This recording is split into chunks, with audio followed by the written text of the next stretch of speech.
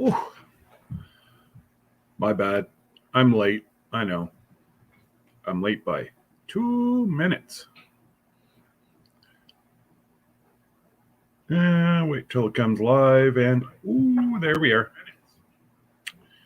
Turn off my volume. Sorry, guys. I'm in the midst of making a whole bunch of apple pies. So that's why I was a tatty bit late. I'm trying different recipes because I just don't want to use white processed sugar. One I'm going to make with my maple sugar. See how that works out. Should work out pretty good. And let's go over to the chat, say good morning and hello and all that good stuff. And Raquel, hello. Lila Newton, she'll be back in a minute. I'm not worried. She must have forgot her big stick, so be careful. And E3, hello, Chris. Rebecca Davis, hello. Hopefully your family's doing okay. I've been praying for you. Losing a loved one is never easy. And Chris, Rebecca, Chris, Raquel. Wow. All right then. Yeah, great. Gavin. Hey, buddy. It is hoodie weather here in Canada right now. Whew. I went out to see if the garden, if I was just going to start pulling everything. And it looks like the tomatoes and cucumbers have taken back off again. It's starting from the very end. I've got 2 buds and 3 cucumbers starting to grow again. And I've got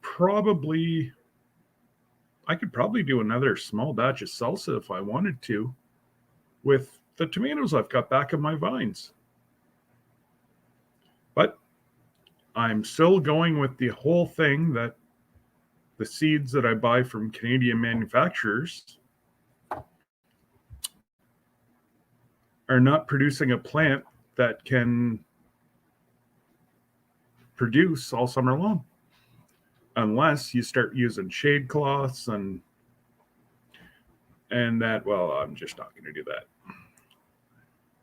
And everybody's chatting. Hedgehog Homestead, hello. Nice to see you. And oh no, it just bounced. Country Mama. Hi, Alicia.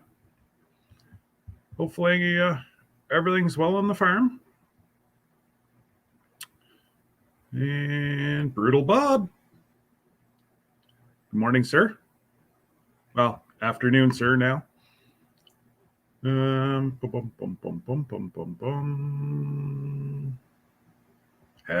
Hopper. Hello, neighbor.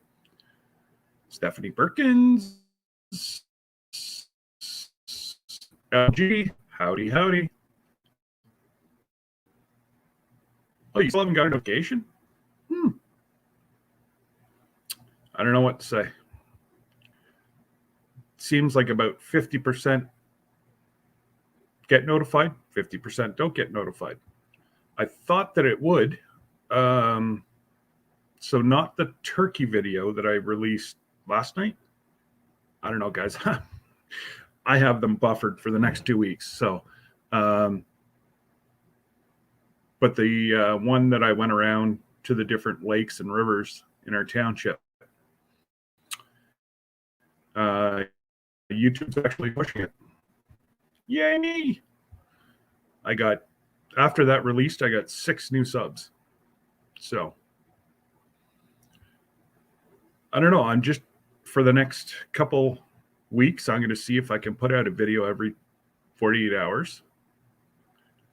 And it's maybe going to prove that if they see that you're going every 48 hours, they're going to push your material. Kevin from Hidden Heights, Brandon, Dutch, Daniel's kind of fallen off a little bit right now. but those guys are pushing minimum every 48 hours. And they said that YouTube has kicked it into high gear for them. So I'm just going to see if a wee little channel like mine, who hasn't even got, I don't know, I think the last time I looked, I was at 269. Oh, well, it's going up by 40 so every month. So I guess that's okay. I'm happy with it. And I guess that's all that really matters. And sorry guys, it just jumped again. I just don't want to be forgetting anybody. I know what it's like. You come in and we've got an amazing community, and I would feel horrible if I missed anybody. Stephanie Perkins, hello. How's the great state of Louisiana holding up? I'm still seeing there's a lot of cleanup still happening from the hurricane. So sad. But I guess the dikes did their job this time and held it back. But you're procrastinating all morning. Oh, that's wonderful. I actually tried to get a little bit of work done so I could procrastinate all afternoon. But I only got a little bit of my pies done. So after Procrastination Thursday is over, I'm going to have to get back into apple crisp while you're waiting. My apple pies are sitting over there. I made all the dough last night. I always like to make my dough ahead of time. I think it turns out crispier. I don't know. It could be all in my head too.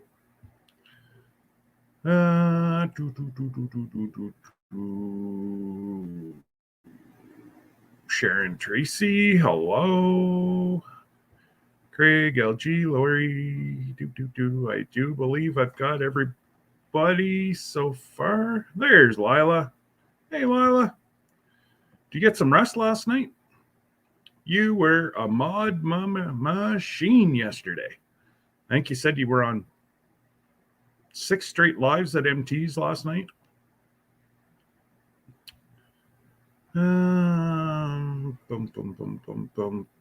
Outdoors with Big Matt. Hey, buddy. How's the great state of Texas holding up?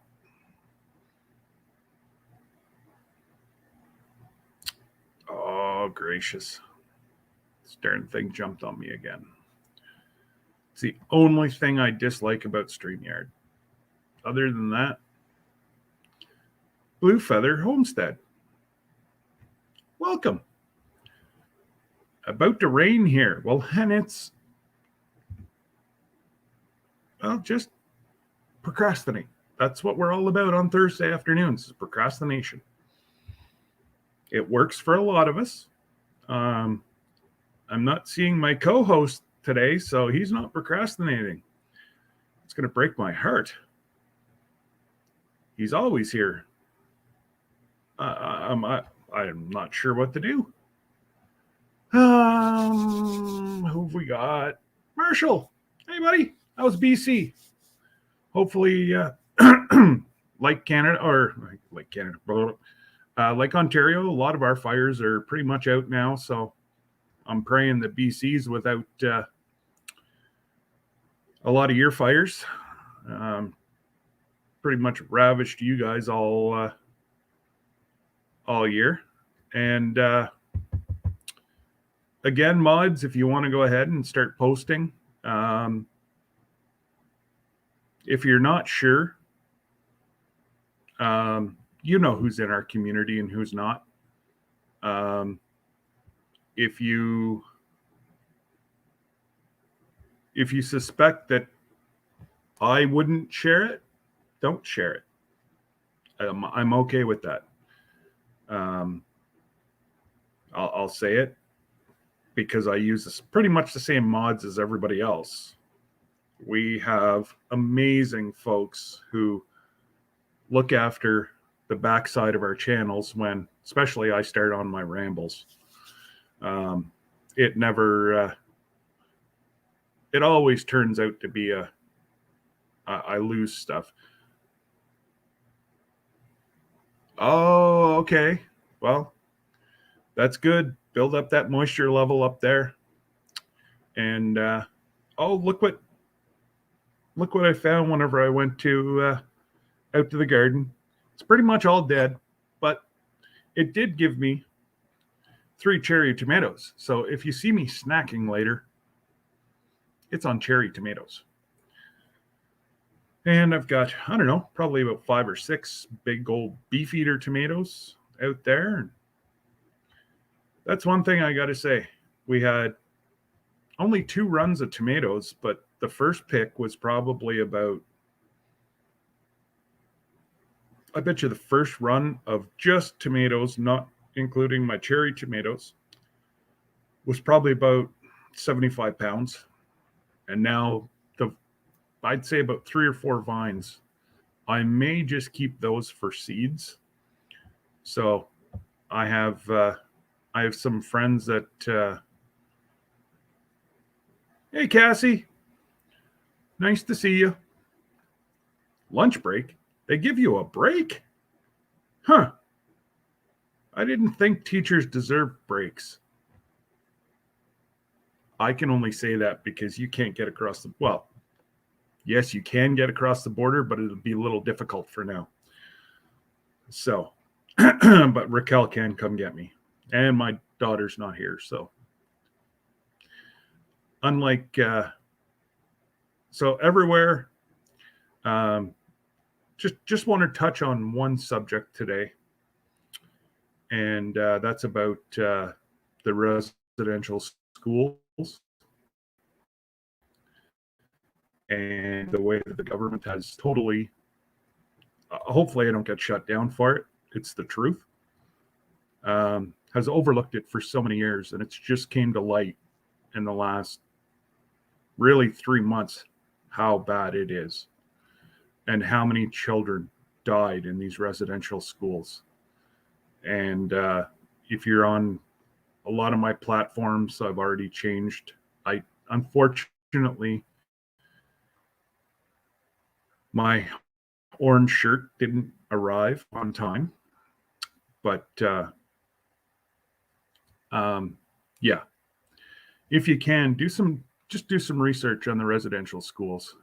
I could talk for 5 or 6 hours on the gut-wrenching things that happened to these kids. They were ripped from their families and put into these schools, and if they didn't toe the line, they were in essence killed. And something I'm not proud of as a Canadian. But I guess what we got to do from here on is move forward, learn, and change. There's nothing we can do with the past. There's hopefully everything we can do with the future, with the work of the government. And yeah,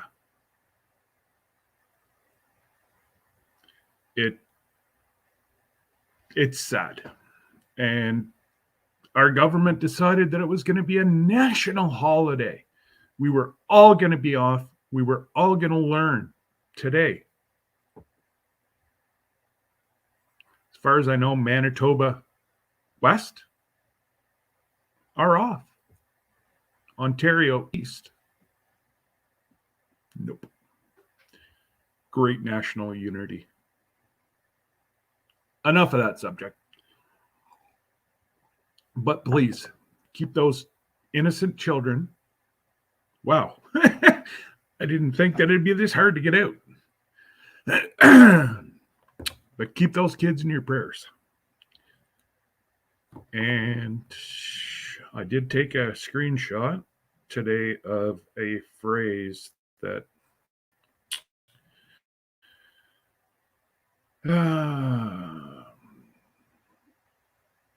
oh, where the heck did I put it? Anyways, I'll find it over. Unfortunately, I have to try to keep it to 2 hours, or tomorrow we're not going to have a live. I am pretty much tapped out of my 20 hours this week or this month. I guess I did a little too much rambling. They're sending me a message every day. You're near your limit. You're near your limit. I know. And well, I went to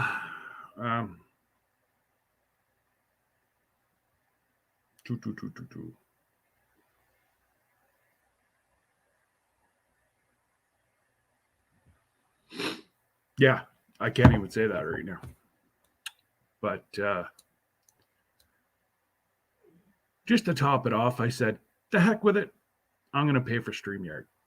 I want to start doing 3. So just one live, but it'll be on Facebook, Instagram, and YouTube. I think it's, going to be a lot of fun, something different. I can have up to 10 people up, which could be fun in its own way. Hello, what is she up to now? Yes. Oh, no. I understand. It's North America. But whenever the church, the minority church that was running these camps won't acknowledge, rips my guts out. That's all I'll say on that one too. They told me don't talk religion, don't talk politics. Well, I got both them checked off today. It's supposed to be fun Procrastination Thursday, but I just couldn't let this one wait because it's right here.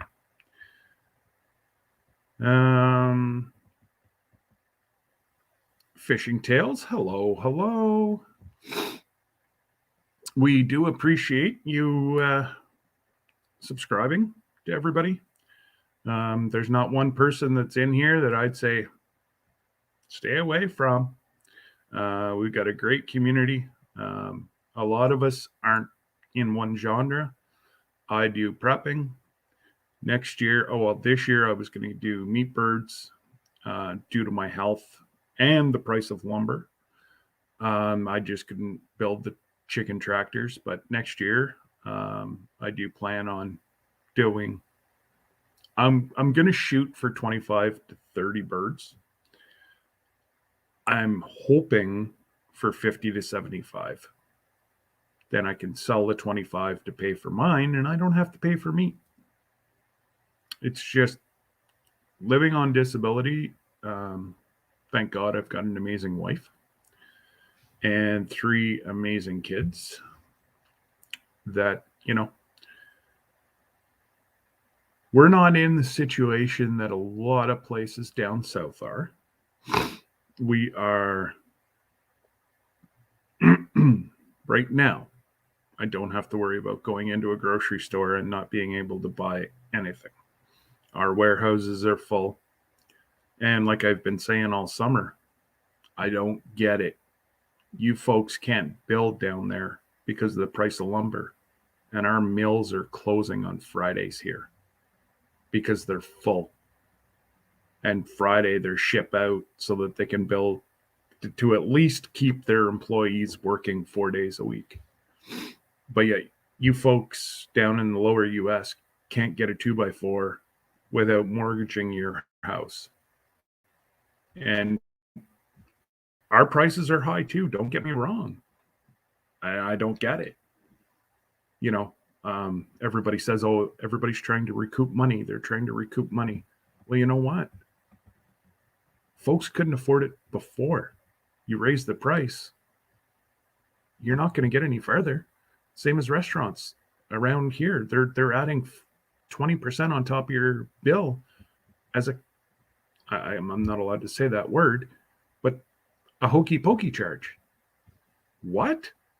So now you got to tip 15% and they're putting 15 to 20% on your bill. That's 30% extra. Technically 15 to 20 extra because, if I get good service, a lot of the times I tip more than 15%. But I'm not getting how, and not opening the border. The northern U.S. states are crying. I know personally, my family spends, before this happened, on average between $4,000 to $6,000 in the states a year, and that's if we don't do a trip. If we do a trip, double it. Let me quote your president: Canadian money doesn't matter. Tell that to the shops that have closed in. Now they're just near us: Watertown, Syracuse, Rochester. You've got all the Johnstown, all the borders, all the ones that are just across the border. We used to go down and watch NCAA double string football in Johnstown. There's a college that's Div 1 or Div 2, sorry. It was great football. It's right across the border. But we used to go down. We'd spend a day of it. Drop in a carload of folks probably $500 to $1,000 a day. But our money isn't good enough. And he's still keeping us out. And yeah, I just can't figure it out. And try to travel. Good luck with that. We have that trip booked in May. I think I'm going to have to cancel it again because he's making it darn near impossible for us to vacation. And yes, it's a luxury. But you know what? I've been saving for 10 years for our 25th wedding anniversary, which was last year. So, folks kind of, yeah, I just don't get it. And I know I'm rambling, but that's what that says. I get something on my mind. I just want to get it off my mind.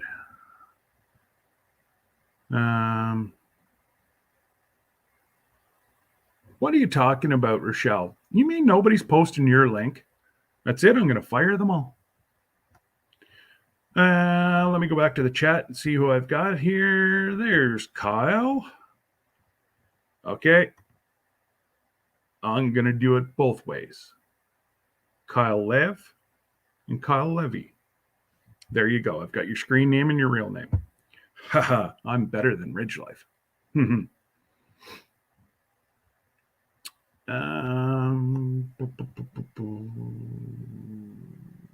at my limit, Heather. But that story, I'll get to StreamYard here in a minute. I just got off on that rant with about the Indigenous folks in the residential schools and how it makes. Anyways, I don't want any more dust in my eyes. Don't forget the like button. That's right. It's free. And take a note out of Mel's book. It kind of looks like this. Right like that. Just go hit it. And if you're watching it on the rerun, for goodness sakes, hit the like button. Because YouTube likes to see it. And if they see that my lives are generating enough views, they're going to start pushing my lives out there too. Now, that's my goal. And who have we got? Yeah, if somebody can throw up Kyle's channel, please. Another great man, great young fella. And, sorry. Thanks, Craig. Oh, isn't that a wonderful day, Lila? I've had my coffee, and it was a wonderful surprise because I've had a couple of rough nights lately with spasms and all that good stuff. And I finally recorded it. I don't know when I'm going to put it up. I don't like, how do I put this? I hate to focus on myself, if that makes sense. I like to highlight others. So to do a live about my health and how I got to this point, it's recorded. I don't know if it'll ever be posted, but I know a lot of people are trying to get me to post it. I know it would explain a lot why you see me not walking straight, but I'm still walking. Don't know for how long, but I woke up today and my legs worked. That's a good thing. It just sucks this time of year because I used to love going into the bush. Can't do it no more. I shouldn't say that. I can do it. I won't walk out of the bush with the holes in my spine, one jar on my shoulder, and I'll never walk again. So that's why ATVing, skidooing, anything that's bouncy, I'll never do again. There's Tony, cabin in the woods. Hello, buddy. What's new and exciting in Oklahoma?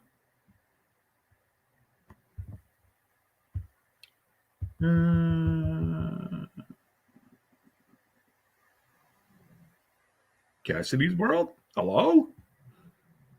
That for the folks that don't know, that's Big Matt's daughter. She's got herself a channel going. So excellent. Thank you, Craig, for posting her link. So she does some stuff around the farm, and she wrote a song and sang it. And that was last week or the week before. And again, I love to highlight all the kids that normally come over. And before I forget, Little Southern Brothers are going to go live tonight at... Dawn is going to shoot me. Stand by.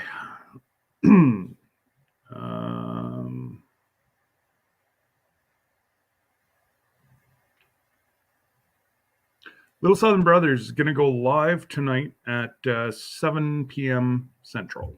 So mark it on your calendars. Great folks. I'm sure there's going to be a song or two. Although for their finale, I believe they got 2 dings for copyright for singing hymns.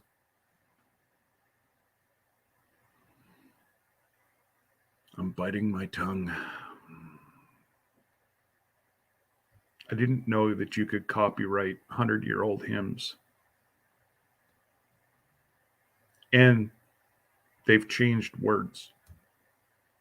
People probably couldn't even pick it up. Facebook got them. I believe they got hit twice. Billy Spears, welcome. Welcome. There's my co-host. Just work. Don't let me down today, Mike. This is Thursday. It's Procrastination Thursday. If somebody's making you work today,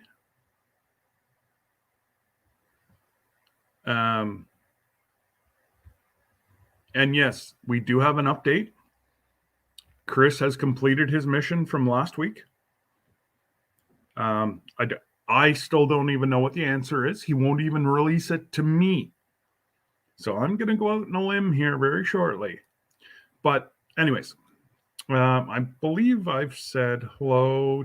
Oh, there's Patty. Hey, Patty. I'll have you down at my place to hunt. My dirt roads are always prepped. Yeah, it's the gun, Bob. It's unfortunate, but there's just no way. I've lost so much muscle mass in my arms, and veins, nerves, and everything else have been severed because they opened me up, like I say, from mid-ear to mid-shoulder blade. There's over a foot. And if I ever release the my bio, there's actually a picture of what my spine looks like. And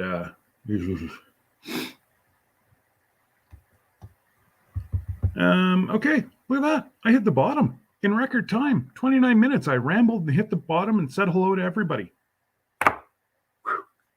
All right, then. So, like I was alluding to before, I went to StreamYard and I've been getting emails daily.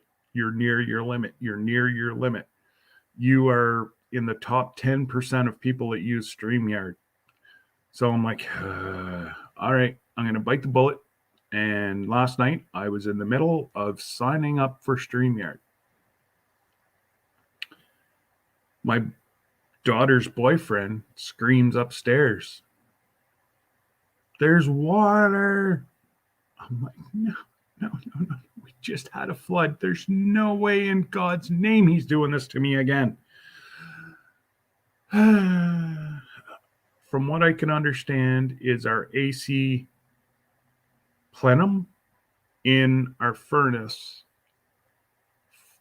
part of it froze into a large ball because it was so hot here, that because we haven't had it on, has started to melt. And it went all through my furnace. They think they can save it, but it's going to be about $1,500. Needless to say, StreamYard went out the window real quick. So, did quite a few hours of praying last night to figure out how the heck this is going to come about. They're hoping $1,500 to fix it. $4,500 if I have to replace my furnace.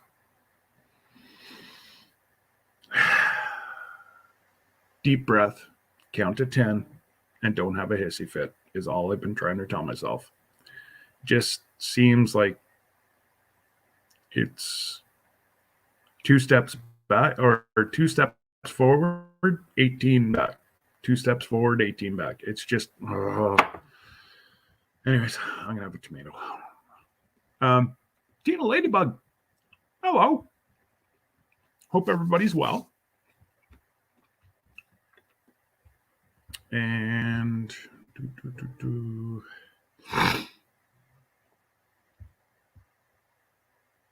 sorry, I missed what you said. Oh, yes. So needless to say, I'm a little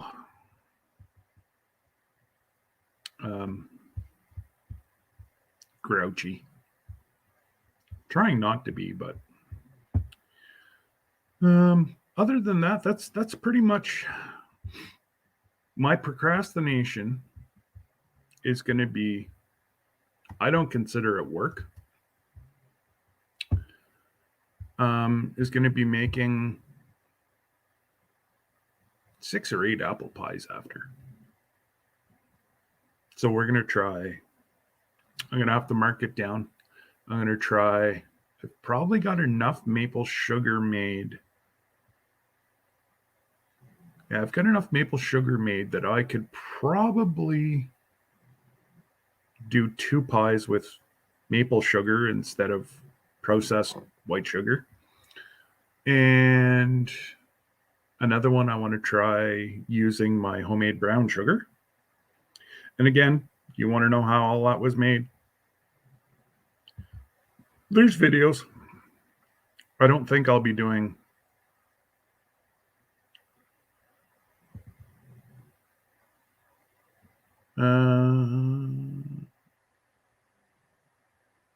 oh, well, that must have been interesting, Alicia. Oh, did I miss? Oh, there she is. Hey, Lynette. How are you doing? All right, Heather, be safe out there. And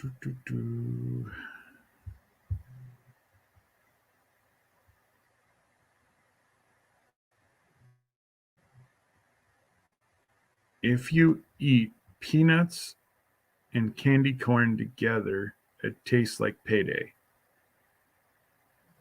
You gonna elaborate on that one, Lori? Oh, wait, never mind. Payday's a chocolate bar down there. Got it.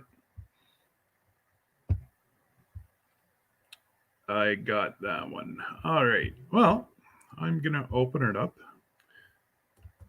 And maybe Chris can come on and let us know what his mission was and how he's actually completed his mission.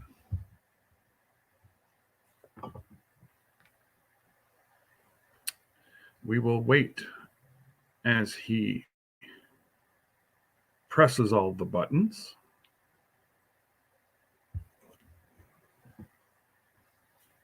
Oh no? What's payday other than payday? I thought payday was a chocolate bar.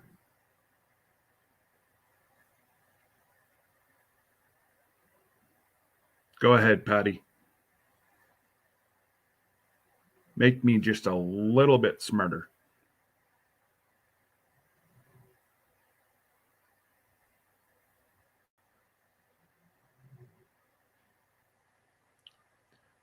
They're not gonna talk to us, Rochelle. They're not gonna tell us.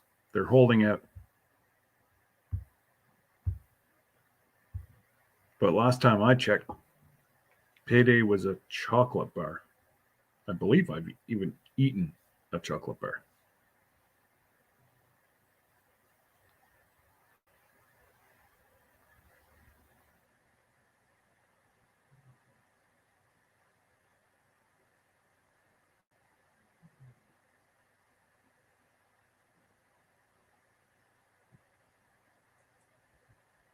Hey, Joe.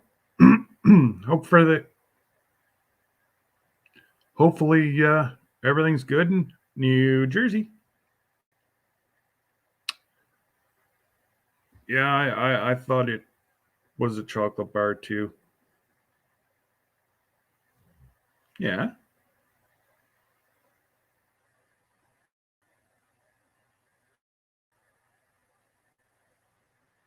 that what you guys are talking about? Because that's what Rochelle and I are talking about. Payday candy bars.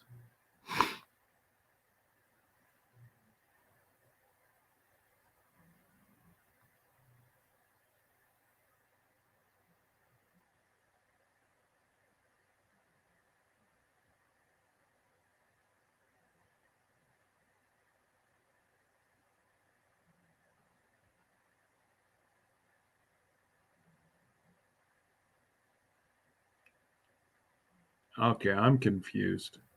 I know it doesn't take much.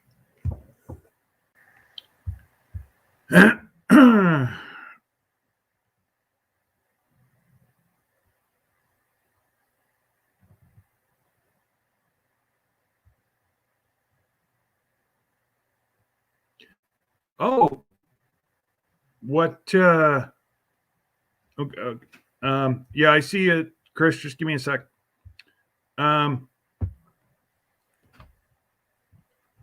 What, Joe? What do you mean that Joey's going to be on the field before the game? Are they doing something for him?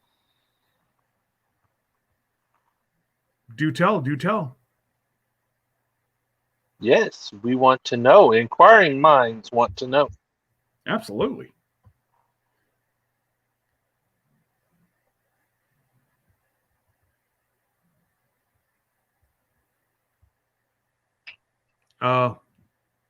Yes, Raquel, I get you.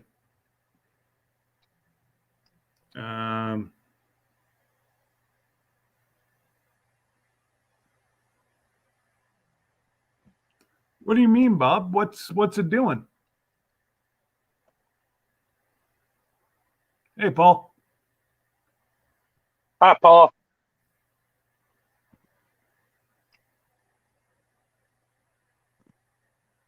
Oh, okay. So he said that they got an invite to be on the field and meet lots of people. It's going to be tons of fun. Oh man, if you can video that as well, that would be amazing. That's something that little boy, heck, that big boy is going to remember for the rest of his life also. I know I've been on our field several times due to the hokey pokey and shake yourself about. Nobody's allowed on the field this year. But yeah, Bob said he tried to come on, but his phone won't let him. You know, somebody else was having that problem in a different live. Their phone wasn't letting them in, and I was on my phone. Well, oh goodness, this would have been probably 2 months ago. On Lori's live, she said, "Come on live," and I know it took me 3 times. Bob, if you have not hang on, let me minimize.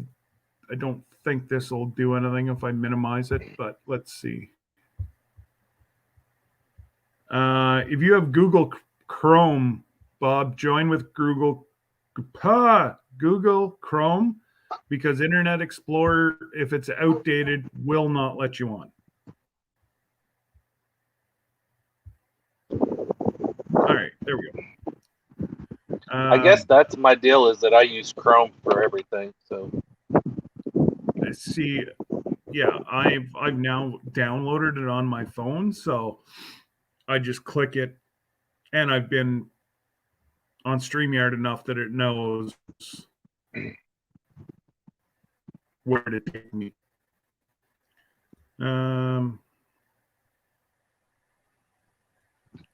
Oh, Raquel, I got 3 of them. Oh no, I've only got 2.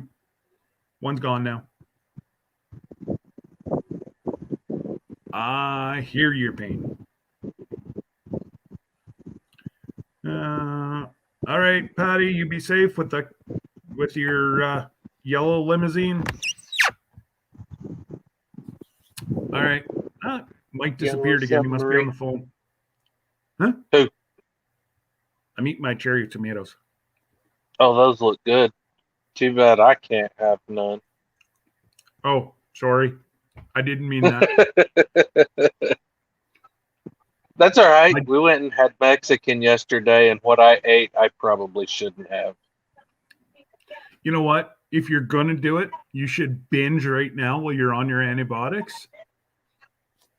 And then you're going to have to be good. And right. You know what? I'm telling you, it's not new beginnings, my everyday life in rural Cyprus. Hello. Nice to see you. Welcome aboard. If I can figure out which way my hand's got to go to wave at everybody. Yeah, I'm starting to figure that one out. But Mike looks like he's on the phone. Oh, Frontier Survival. Hello, sir. Nice to see you. Yeah, Mike actually must be working. Well, I know. What's up with that? Uh-oh. Where did Chris go? There he is. You decided you didn't want me in there. I didn't press anything. You were still in my screen. I know. It took me off the main screen and kind of put me back in the studio. Like I was waiting to be brought back in. Maybe StreamYard's telling me, that's it, buddy. We're shutting you down. Oh, we've seen enough of you two this month. Yeah. Oh, well. That's their problem, not mine.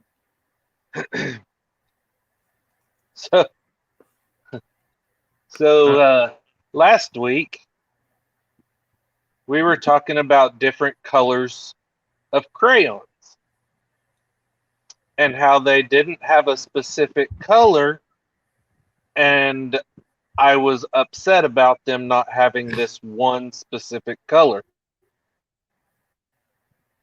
So Mike from Vision Acres gave me the mission of contacting Crayola Monday, Tuesday, and Wednesday, and having an update for Thursday. Well, I have contacted Crayola, and they actually have a number that you can text your comments into. And so I thought to myself, hey, I'll text this in. That way I have proof that I actually did this. And let me go over and grab this text, and I will read the text. It says, I sent in, hello. I was wondering why there is not a Beaner brown crayon in the new skin tone box of crayons. There is or was an Indian red, and I feel that it could be a big hit. I am Hispanic and would love to see this crayon. Please let me know if you cannot make this one and the reason why. I sent that text at 10:25. At 10:30, I get a text that says, "Good morning. Thanks for texting us at Crayola." And at 10:31, I get a text that says, "We will share your comments regarding the Colors of the World products with our marketing team."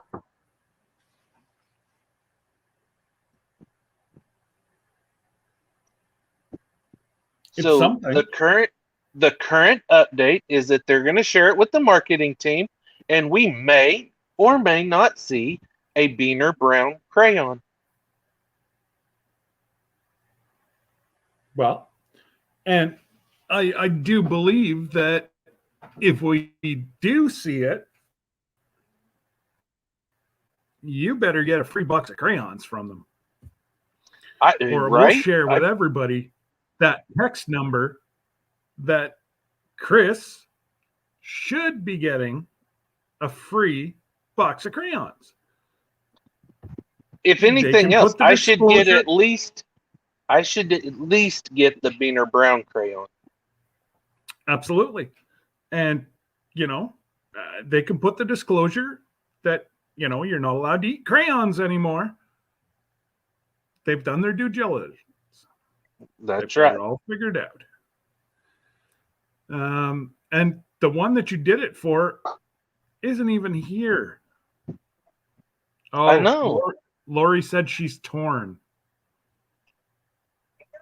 Why? Why are you I'm not torn, Lori? Oh, and Raquel wants to know, what color are you talking about? Mexican brown, Mexican tan, Beaner brown.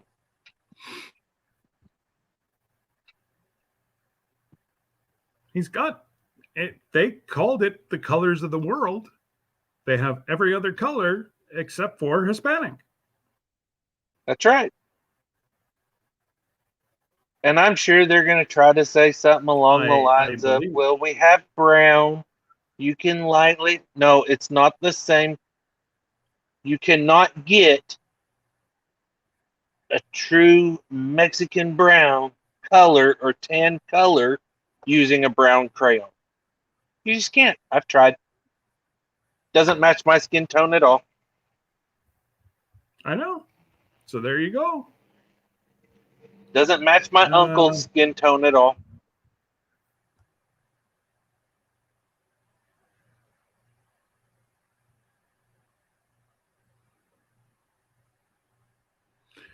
Yeah. I'm just reading Raquel and Paul's conversation here about old school men do the outside, and her dad doesn't believe that she's capable of it, or it's just a dad being a dad. Because I'm the same way with my girls. They can move mountains, but I'll be right beside them as they do it. I can't move them anymore, but I can be their cheerleader. That's right. Oh, I misquoted Miss Lori.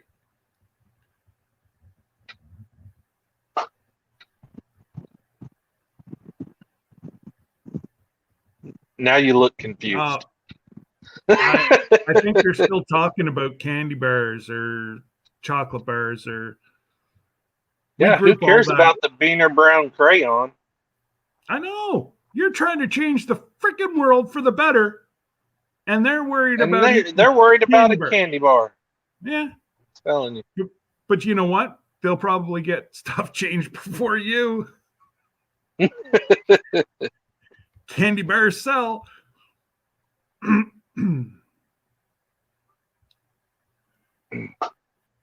I need to figure out how to maintain my tractor. What if you're just talking preventative maintenance? I can Change the easily help. oil, I can easily talk you charge the through it. battery. Yeah, well that's it. You buy the grease gun and the oil and the filter, and I can tell you how to get all that stuff. You can do it all yourself. Fuel filters. Yeah, absolutely. Red Road Homestead. Hello, hello. If you're only trying to get your tractor winterized before it snows,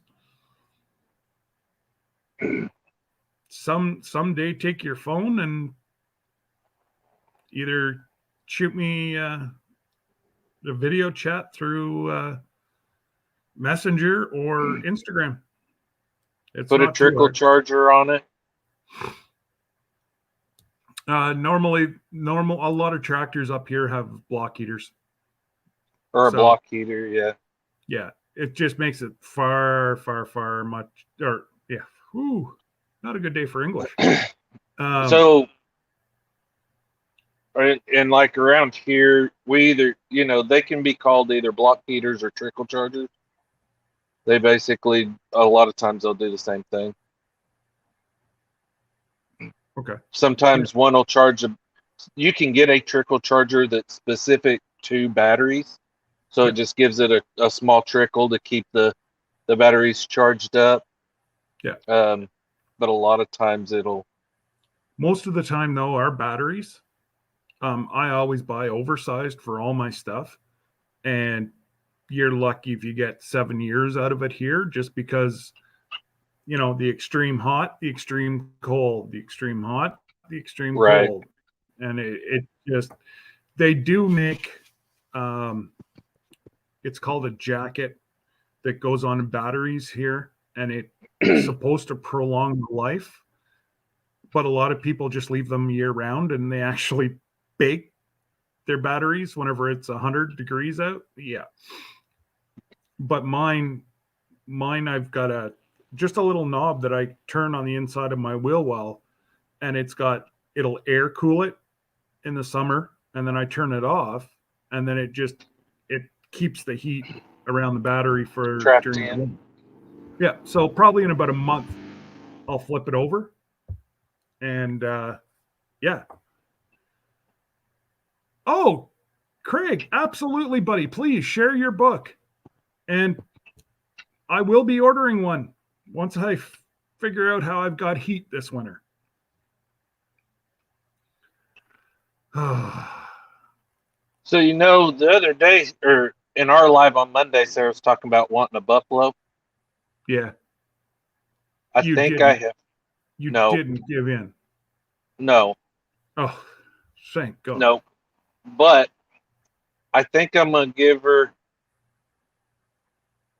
something that we can compromise on. A beefalo.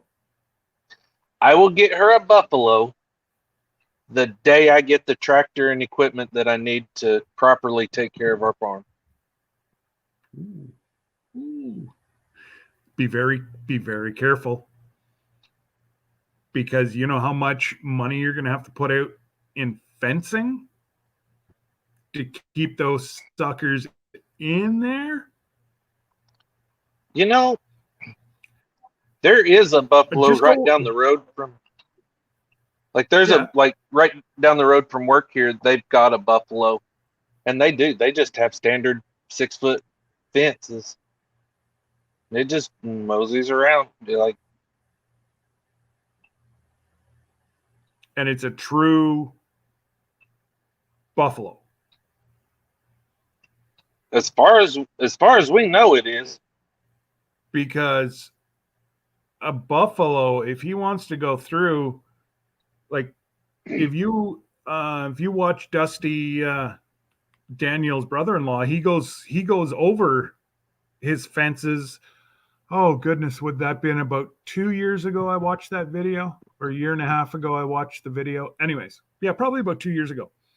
He went over about his cross bison cross timbers bison. And Dusty went through what you need. Like they've bent his fence, like his gates, like pretzels, and got out. Cherokee Nation, they have a herd. Yeah. Just up the road from our house. And they put in T-post. They just put in regular old T-post and then took like a half of a T-post and welded it on top. Run barbed wire. That's all they've got. I suppose Dusty did put in some interior fences to keep them in different paddocks. And yeah, he did run.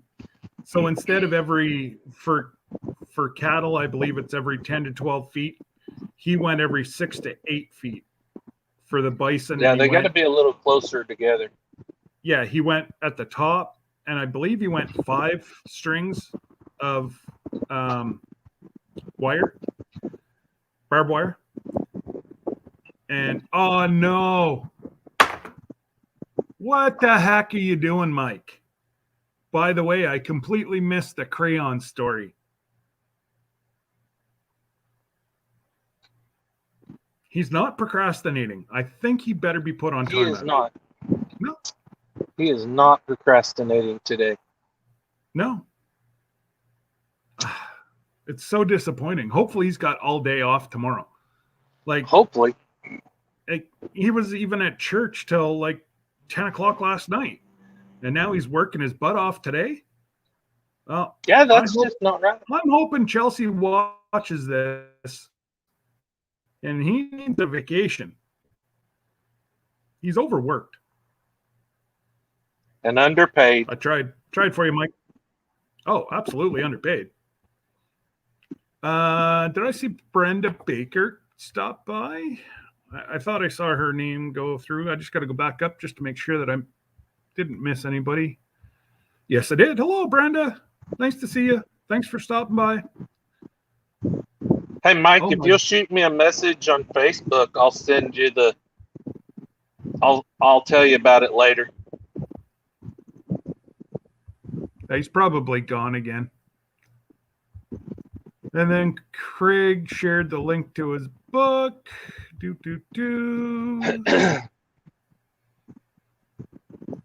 Now, I can't believe that Corrine from Davis Family Life didn't let Marvin come play with us today. She was she was in Mike and Terry's live last night. And I said that, she had to let Marvin come play with us today.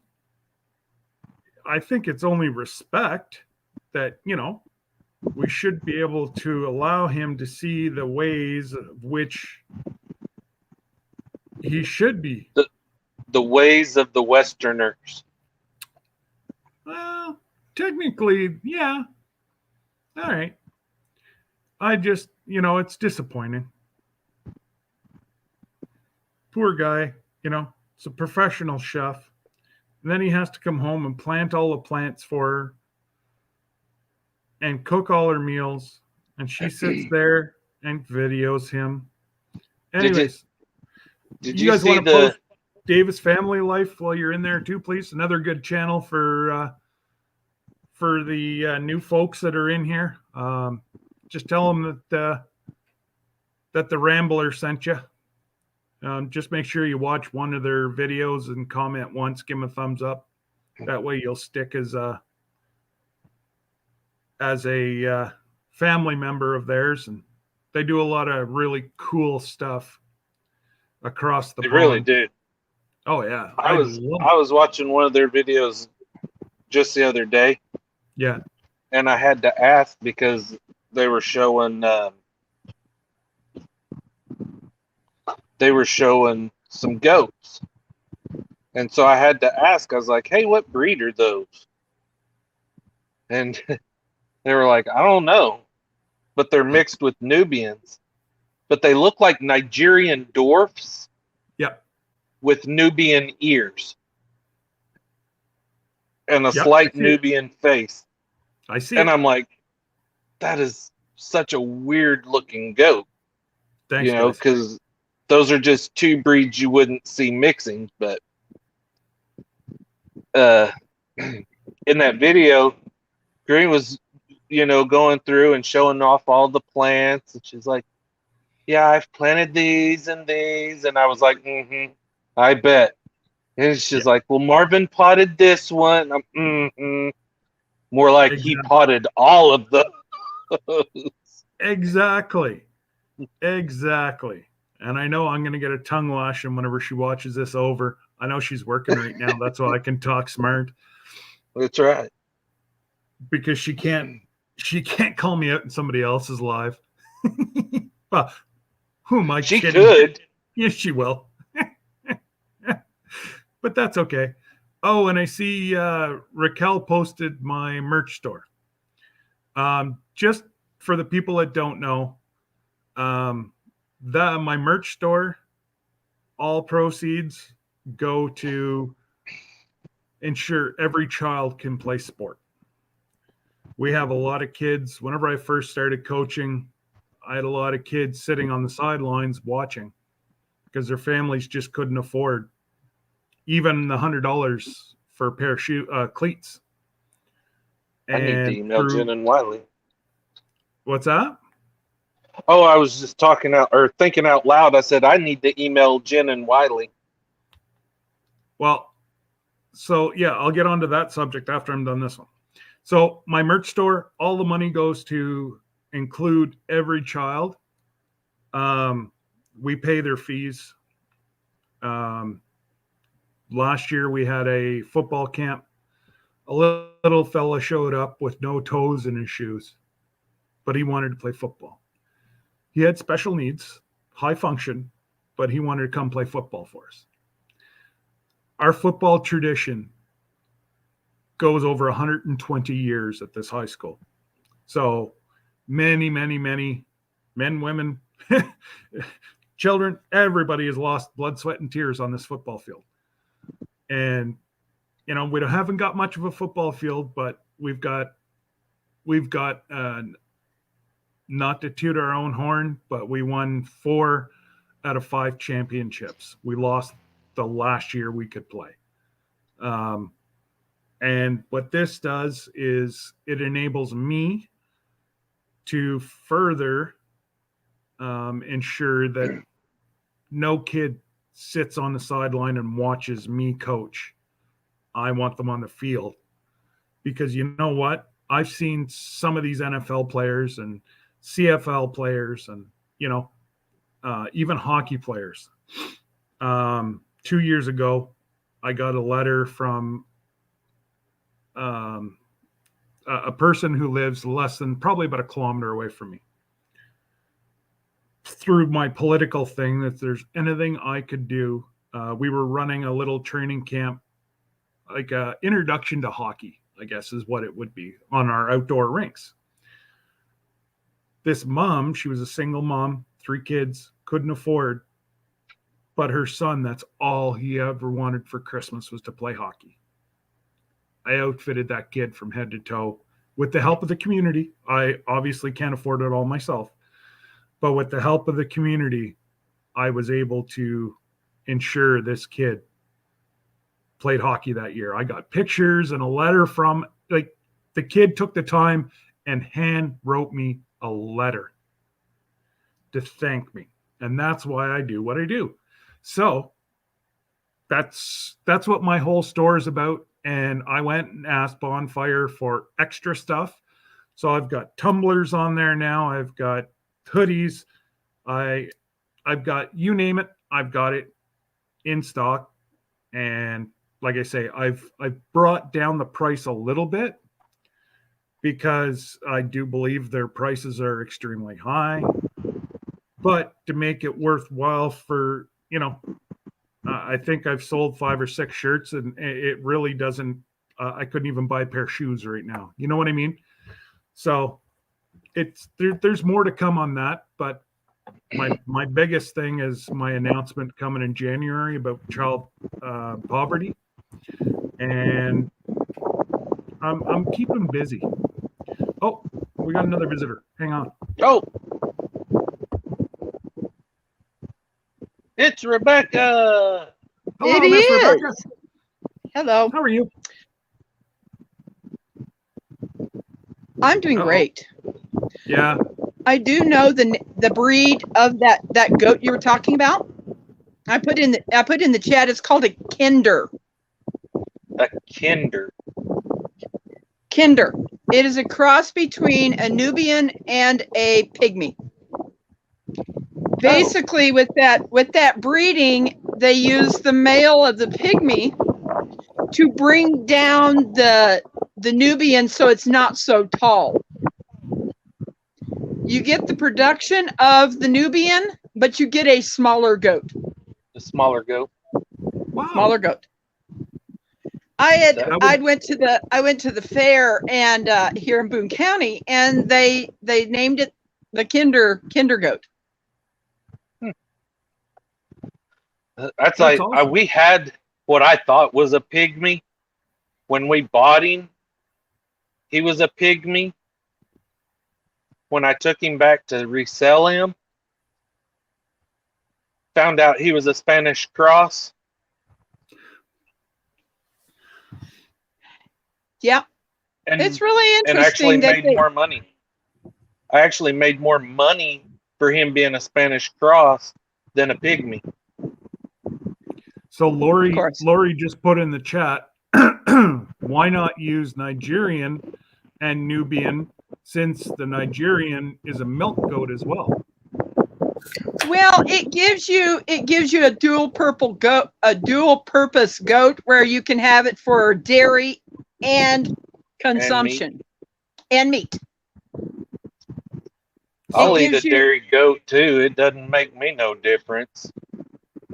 That's one thing I've never tried. They'll all eat the same. Yeah, they do. It's just that a dairy doesn't have as much muscling. Right. You know, I would never, with my pet goats, when I had goats, I would never eat one of my pygmies. I could not do that. That was my pet. But if I haven't got it as a pet, I've been looking for people in the area that I could purchase a meat goat, take it somewhere and have it processed.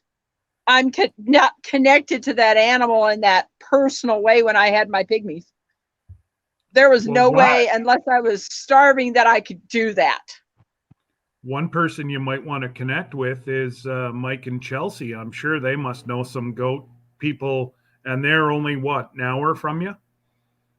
Oh, but your problem would be getting a processing date. Processing fee. I already talked to the university where I get some of my not deer meat, but beef and stuff. That they gave me a price of doing $75 for processing it. Oh well, if they're willing to process it, and I guess I never even thought about that.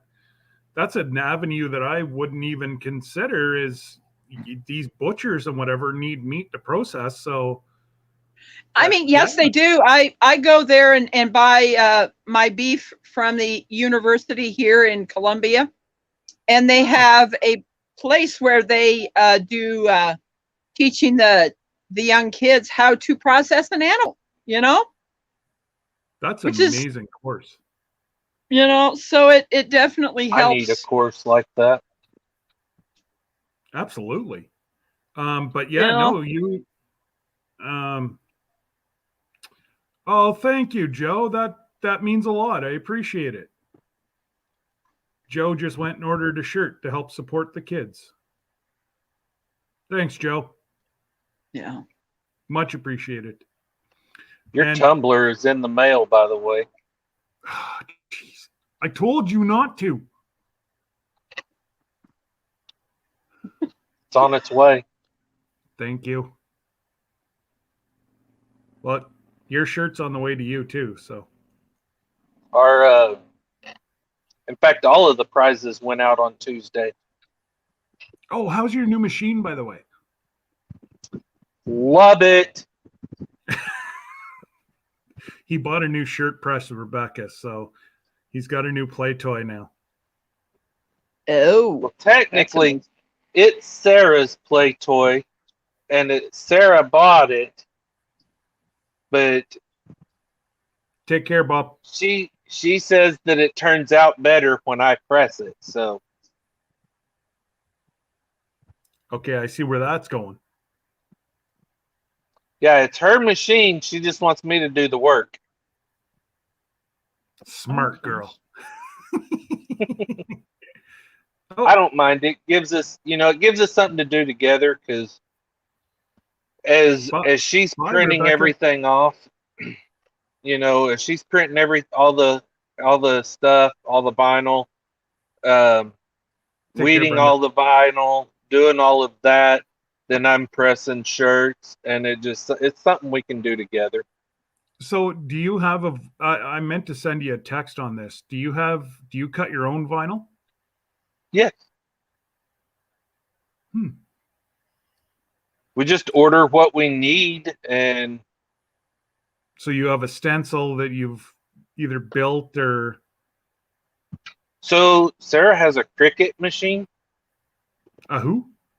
It's called a Cricut. Okay. It cuts vinyl, it cuts iron-on stuff, it cuts leather, all of that stuff.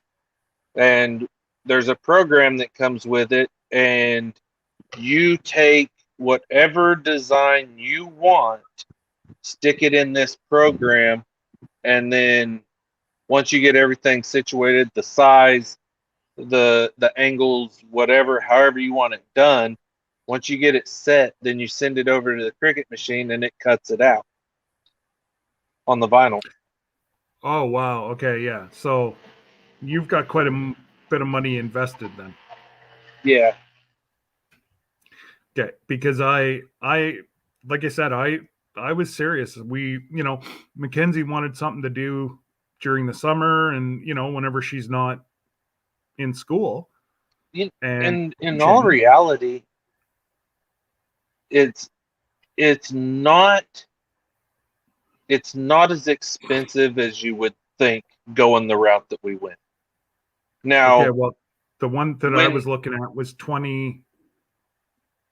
Well, it was going to be $1,800 for the equipment and $500 to start off with inventory. But mine did hats, tumblers, everything else. right, and that's what I'm looking into next is they have an attachment. They have attachments that we can do, that we can put on our shirt press.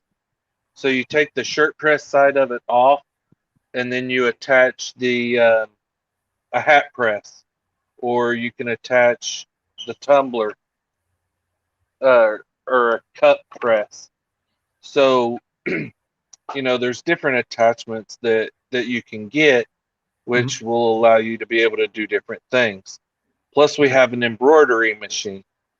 So, I should just be paying you to be making my stuff then. we really haven't got into doing a whole lot of we haven't really got into the embroidery side of it yet. Sarah's really wanting a separate building that she can move all of this stuff into, and set it up the way she wants to, and go that route. Speaking of the devil, is she in? Yeah.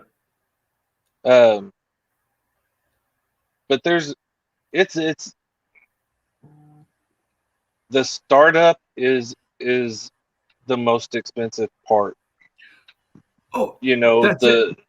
the cricket machines aren't that bad, but when you add this and then you add this and then you add this, it all adds up. So I think when we got all of her stuff, I don't think we spent $1,000 for it all. Well, you take the exchange difference. Yeah, So you'd be a little over 1,000 US. uh, And like if you were to get, I don't know if you guys have them near you, but shipping containers here, $3,000, and you have a 10 by whatever, 10 wide, 8 high, 20 feet long shipping container for $3,000.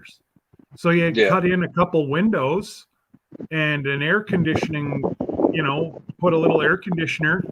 I'm looking out for you, Sarah. Little air conditioner, and it would be a perfect little spot. Yeah, and it's not cluttering up the house. And yeah, no, I think that's a great idea. but yeah, I mean, we enjoy it. I mean, it's something. I mean, she's got her own business, and that's what she does. Uh, Oh, she said, bless your heart. It was more than that. uh, I, maybe I'm not for getting a everything we little. have now. Yeah, that was only two machines we were talking about, Sarah. We were just talking about the plotter and the press. Paul said Chris doesn't know how much Sarah spent. Now, I mean, if you add everything that we have, like Yeah. everything that we have, Yeah. yeah, I'm not sure of the exact price, but yeah, I mean, it can be up there, but it Oh, also depends on what you get, how big of a machine you get, yeah. So Well, I whenever I was looking at it, I went at the biggest. I figured, I can still do small stuff, but well, not that I can do it personally. I would right. probably get 3 or 4, and I'd end up in spasms for a week. Um, but yeah, no, like Mackenzie's home usually by 4 o'clock every day, and then she's off every weekend, and so I just figured it was a good little side hustle for her, and we have the room downstairs, and like When it's the not kid. flooded. If I have to buy a new furnace, uh, I'm I'm just gonna go live in my truck. Yeah. Did you Anyways, see the message I sent you? which one? I said you shouldn't have left your windows open in the basement when during the storm. Oh no. Oh, I just saw that. No, I didn't get a text from It you. wasn't in this. No, it was in a live. Oh, When you were oh, talking about it, I sent it that when you said that you had your basement had flooded. I was like, well, if you wouldn't have left your windows down in the basement in the last rainstorm, it wouldn't have flooded. oh, I know. It just deflates your. You just start getting ahead in the world, and then you know that'll throw us right back into you know. And it's not like it's our only source of heat. We don't have baseboards, we don't have it's the furnace. And it's oil, which they're trying to outlaw now. They want everybody to go to natural gas. So for me to remove my tank, remove the furnace, put in a propane because I can't get natural gas here. I'm out too far. I yeah, it's probably going to turn out to be about a $5,000-6,000 job. That I don't know. The man upstairs has got to help me out a little bit somewhere. Right. Oh,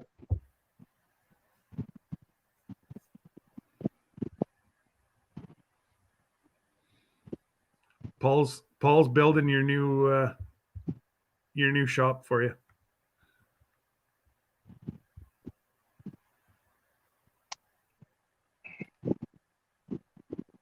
Actually, Jackie, my stuff is all my stuff is on Bonfire, which is a US company. That's why I did it. I'm got one in Canada that I'll open up shortly, but yeah, no, I purposely did it through Bonfire, so it only costs $3. If I was to get somebody like Chris to do it, the only thing I'd do is make more money because Bonfire takes such a large huge chunk out of it. Like they take roughly about 90%. What are you going to do? There's other ones that, you can get a lot cheaper, but then I have to oh, hang on, I see some riffraff trying to come in here. I'm just trying to get rid of this. I see it. Oh, oops. There we go. Hide. Oh, come on. Why is that not going away? Let me try to bring What are this you fellow. trying to get to go away? Me. Oh, That thing that I don't know if you heard me earlier, Mike, but shoot me a message on Facebook, I can do that. and I'll send you the update of the Crayola mission. Yeah, for some, I've had you playing the entire time, Scott. But every time I'm trying to listen to you, my work phone does not stop. And people don't get the memo. I guess I don't understand it. well, like, yeah, you're going to just have to put something. I'm sorry. It's Thursday afternoon. I'm procrastinating. Leave me alone. I'm gonna have to put it like an out of office on my emails and forward all my phone calls. Like, Right. sorry. Or get Out of Chelsea office. to look after it for you. Yeah, if she answers the phone, they'll have a heart attack. However, I was told that could be, with the way that I worded that, it could have been racist. And I said, how can it be racist when I'm Mexican? Who said that? Some of the girls here at work. Better be careful. They could think you're racist. I was like, that's why I specifically put I am Hispanic in the text. Yeah, I'll have to get that whole story from you. Oh yeah. He got farther than I thought he would. Did he? Which means Yeah, he he got a actually response. Yeah, 2. Oh yeah, within 5 minutes. That was quick. That's Yep. I sent honestly the text out at 10:25, and at 10:30 I had my first response, and at 10:31 I had my final response. And at 10:32, you were blocked. No. Now I'm gonna give them a little while, to do what they've got to do, and then I'm gonna reach back out to them and go, so where are we at with this? They're going to offer you a job.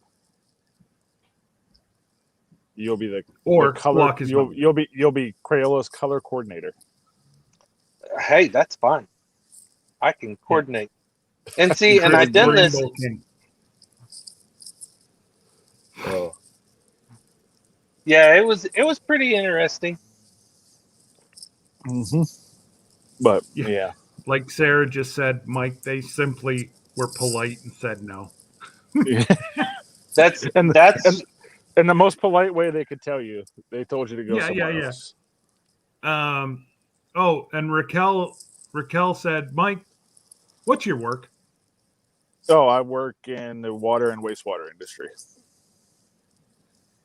It's a fancy way Something- to say that I'd play with drinking water and poop all day long.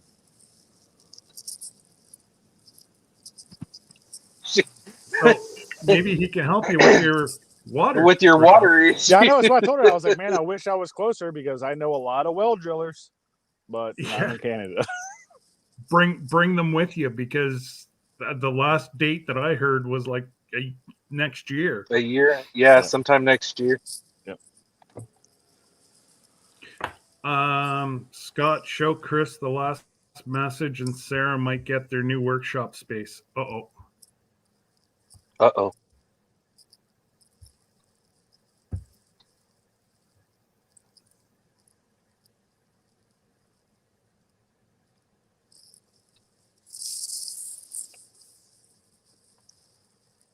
Huh.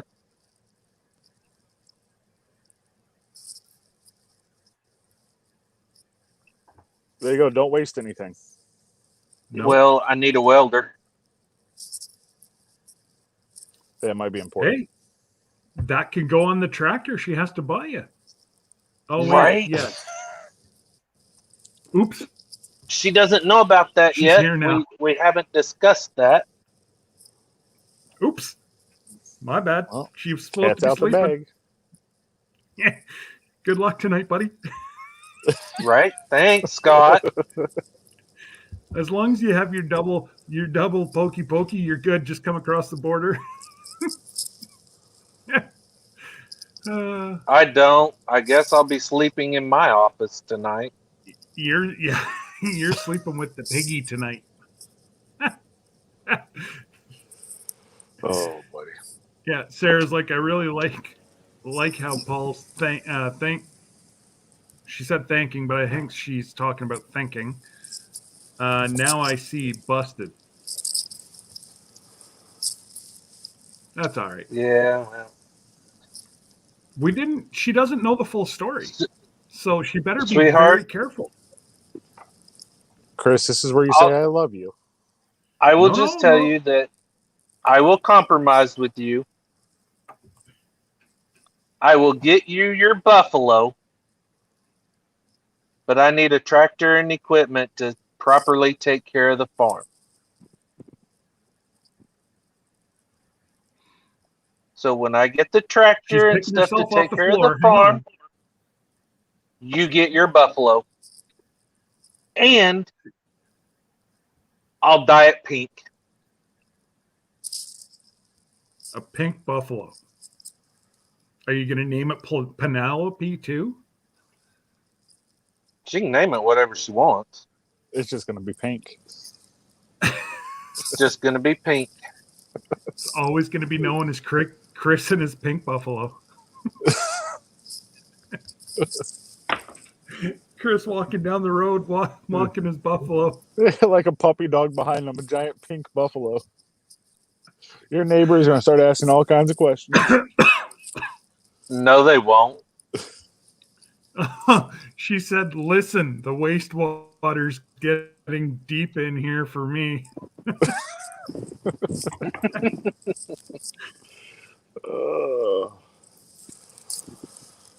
You were only thinking of her. I don't. You're right. I was. Because I was the trying to tractor think is of. for her buffalo. This is Yeah, all I would about be her. able to.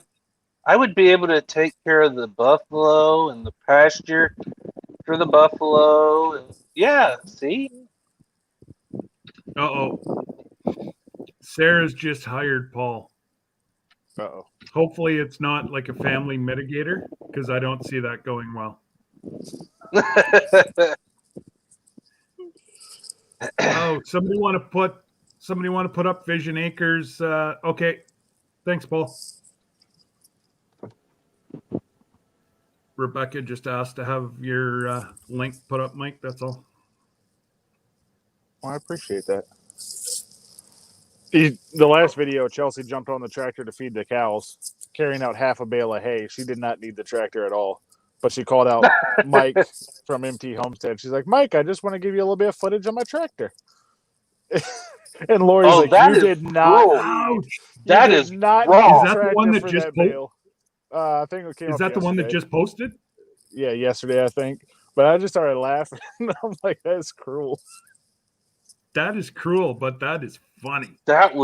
It is funny. But Actually, that was yeah, he was supposed to be here today, so they must have taken off somewhere.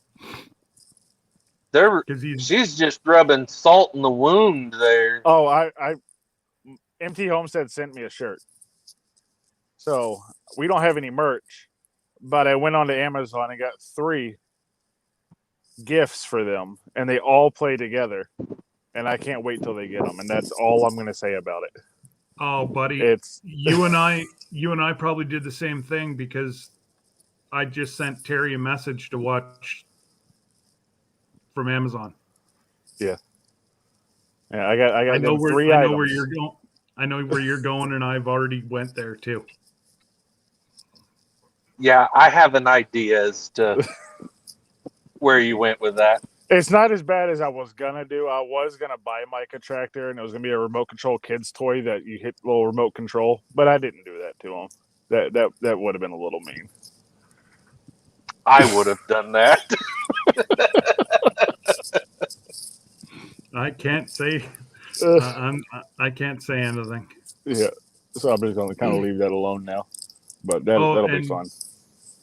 And Sarah said, "Mike, please tell me you sent him a square bill." Oh, that'd be great. Yeah, it really would.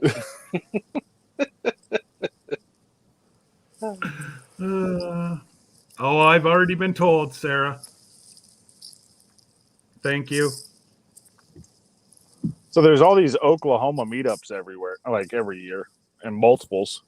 I've been talking with another Missouri YouTube channel who's quite a bit larger than I am, and we might be doing a meet and greet somewhere in Southeast Missouri next year. We're still in early talks on it.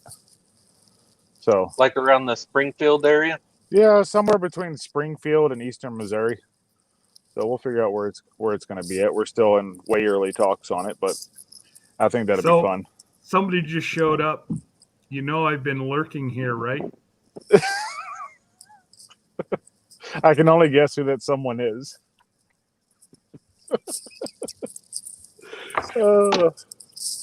That's totally fine. Nobody said what you're getting. Yeah, we didn't spoil the surprise. No. My only thing is I ordered the stuff, and I was talking to somebody else earlier, and they're like, "Yeah, I've been waiting like 4 weeks for my Amazon shipment." And I'm like, "What do you mean?" They're like, "Yeah, it's coming from China apparently, and all those ships are docked outside, and they can't unload anything." Okay, so it's Terry. Mike's out in the shop. Okay. So I was like, I don't know what to do, and I looked at it, and all 3 of the things say that they're imported, and I'm like, I really hope they're already in a warehouse in America because I can't wait like 3 months for these things to show up. I just got a message this morning that it's delayed, and I sent them a message back, and I'm like, you know what? You told me it was going to be here or there at X date, and now you're telling me it hasn't even left the warehouse yet? That's what I'm worried about. So I got a message. I just saw a video. It was German. What's that? I just saw a video where all these Amazon employees showed up for work, and it's actually one of the employees that's videoing it. And all these employees showed up for work, and they were like, "Hey, did you not get the memo? No one's allowed in the building." Oh. Those that were working in the building, they had evacuated the building, and all the ones that were showing up for morning shift were told they couldn't go inside. They told them, if you have your keys, you can go ahead and leave. But if your keys are in the building, well, tough, because you can't go in and get them. What was going on in there? I don't know. They never did say. Well, I know we have two great big brand new warehouse Amazon warehouses within an hour of our place, and one's not even stocked yet. But I thought this was coming out of Dallas, so technically should have been there in 2 days at the most. Right. And I got a message today that the top of it is in German. And it's who I bought it from. But I'm like, so yeah, it was German, French, and English. So I think what I bought is still sitting in Germany. But yet it was supposed to be delivered tomorrow.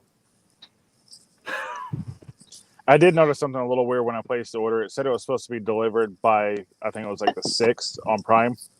And when I went to check out, all the items said by the 6th. I went to check out and it goes, your Prime day of delivery is the 14th. I'm like, wait, they're all supposed to be there by the 6th. Why is it the 14th? So I went back and I double checked to make sure I didn't misread something. I don't understand what's going on. So there, Craig said he got his shirt before Raquel. So I know the Canadian border is, Tammy sent me seeds out of Texas. Uh-oh, my phone's 2.5 weeks ago. And they haven't been seen. Even the package from Rebecca, from where she is, shouldn't have taken 2.5 weeks. But there's something, the border seems to be holding everything coming out of the States right now.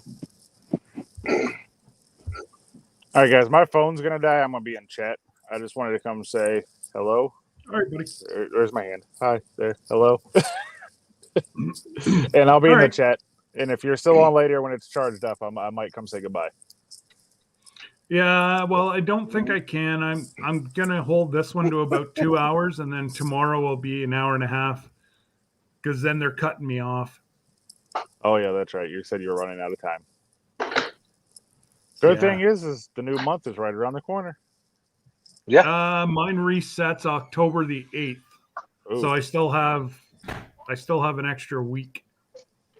All right. Well, we may not be in live next week. Might not. Not unless I can find $25 US. So, but all right, guys, I'll be in the chat. All right, Mike. Alrighty. Yeah, it'll be one of those last minute decisions.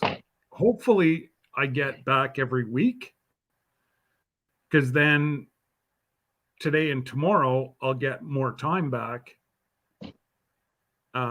Usually I'm okay, but that one Wednesday that I did a surprise live, whenever I thought that I wasn't going to be able to do it on Thursday, right, and then it changed, was enough to throw me over.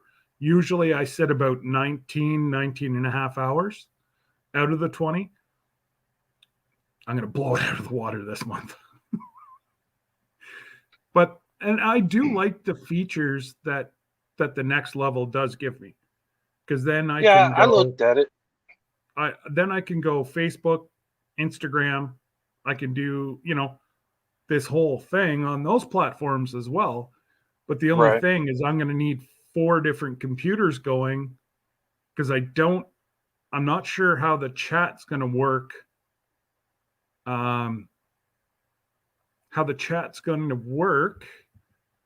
With all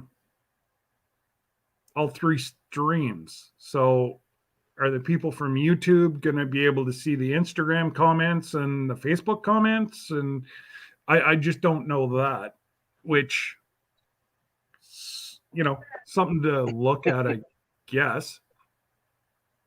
And so you would think that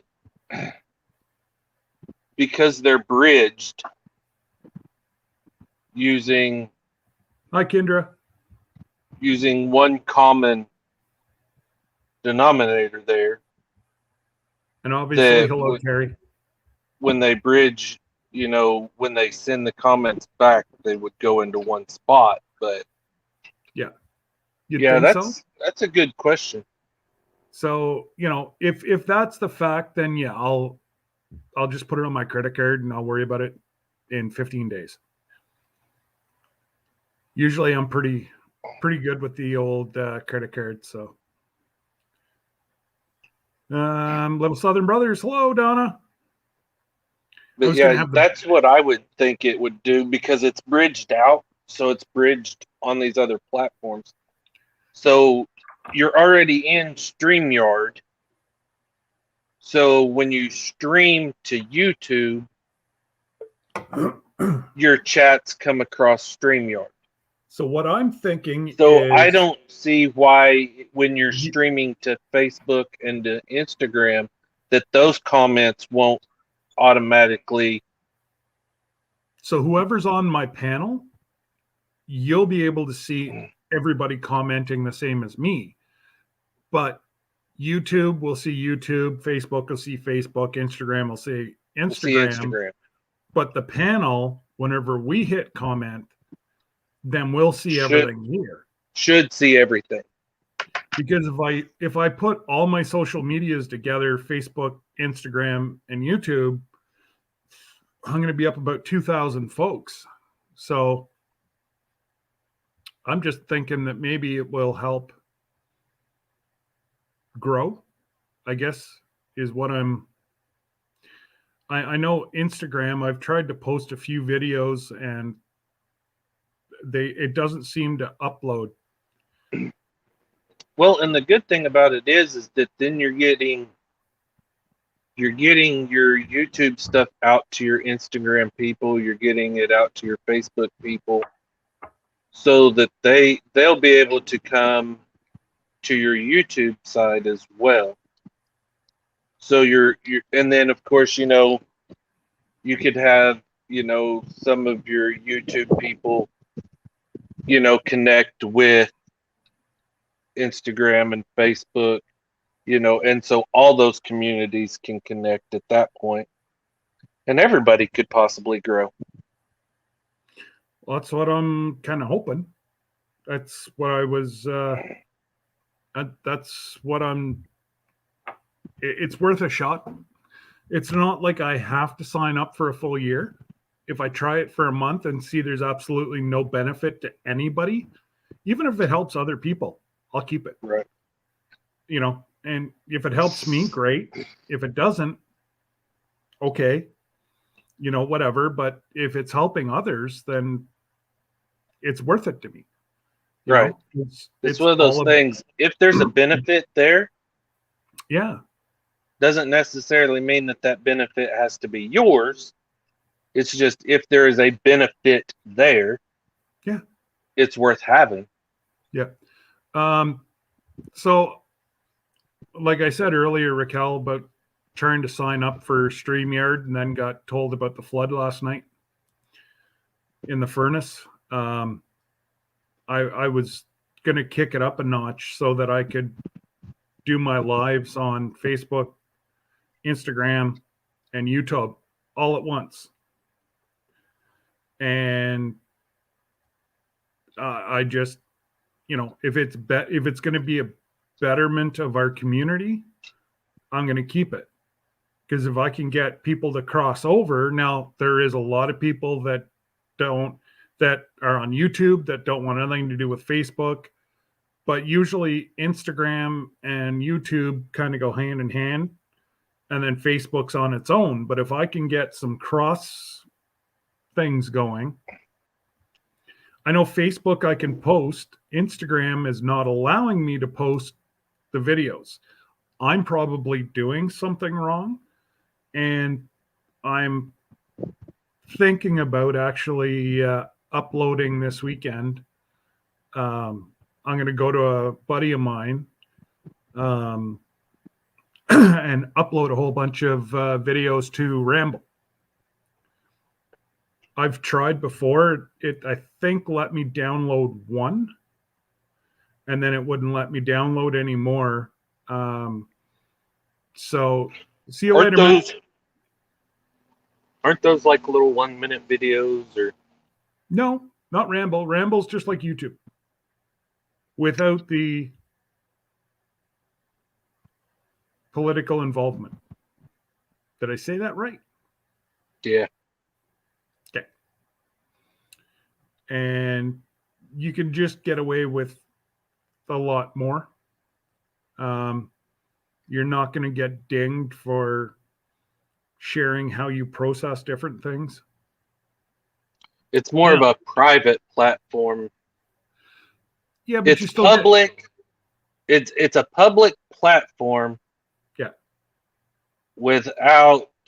But it's owned privately. Yeah.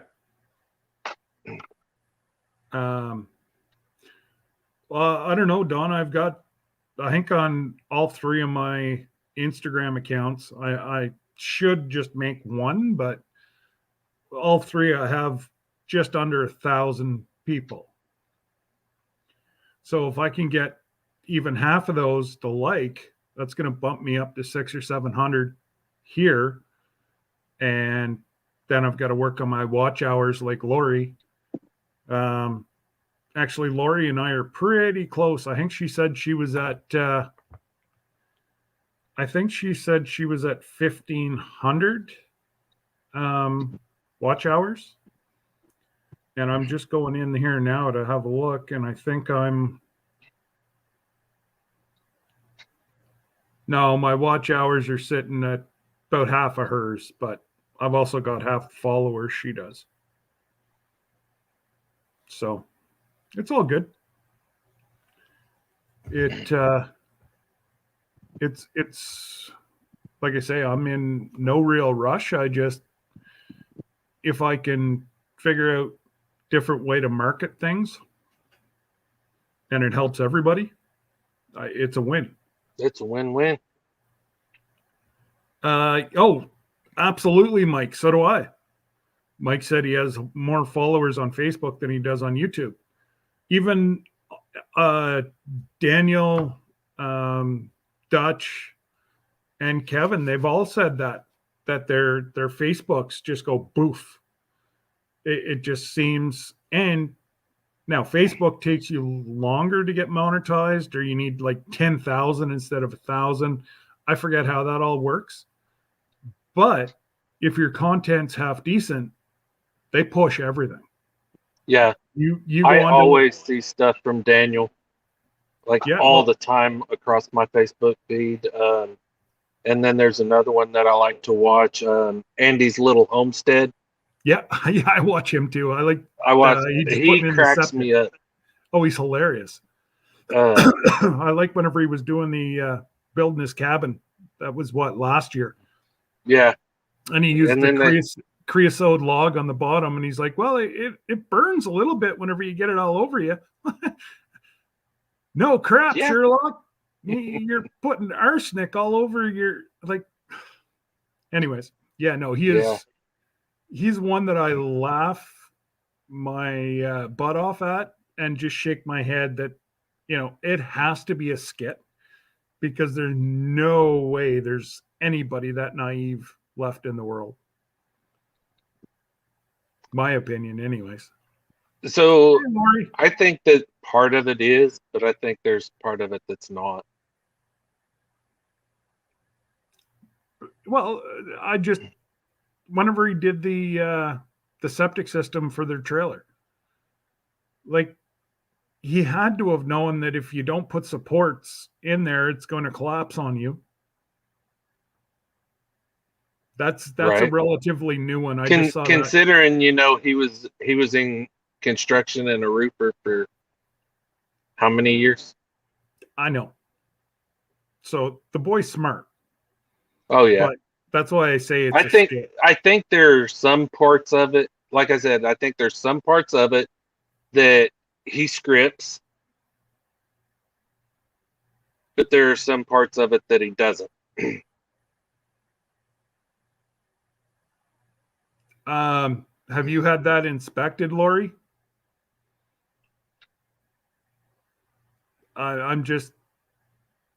You should have your your tiles or your weepers at least drilled to make sure that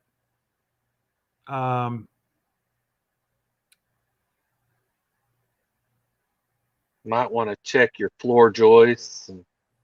well, yeah, like I especially, before you go put a whole bunch of more money into it, Lori, make sure, because your septic, I don't know about down here, but the septic systems they're making us use up here now range anywhere from $10,000 to $20,000.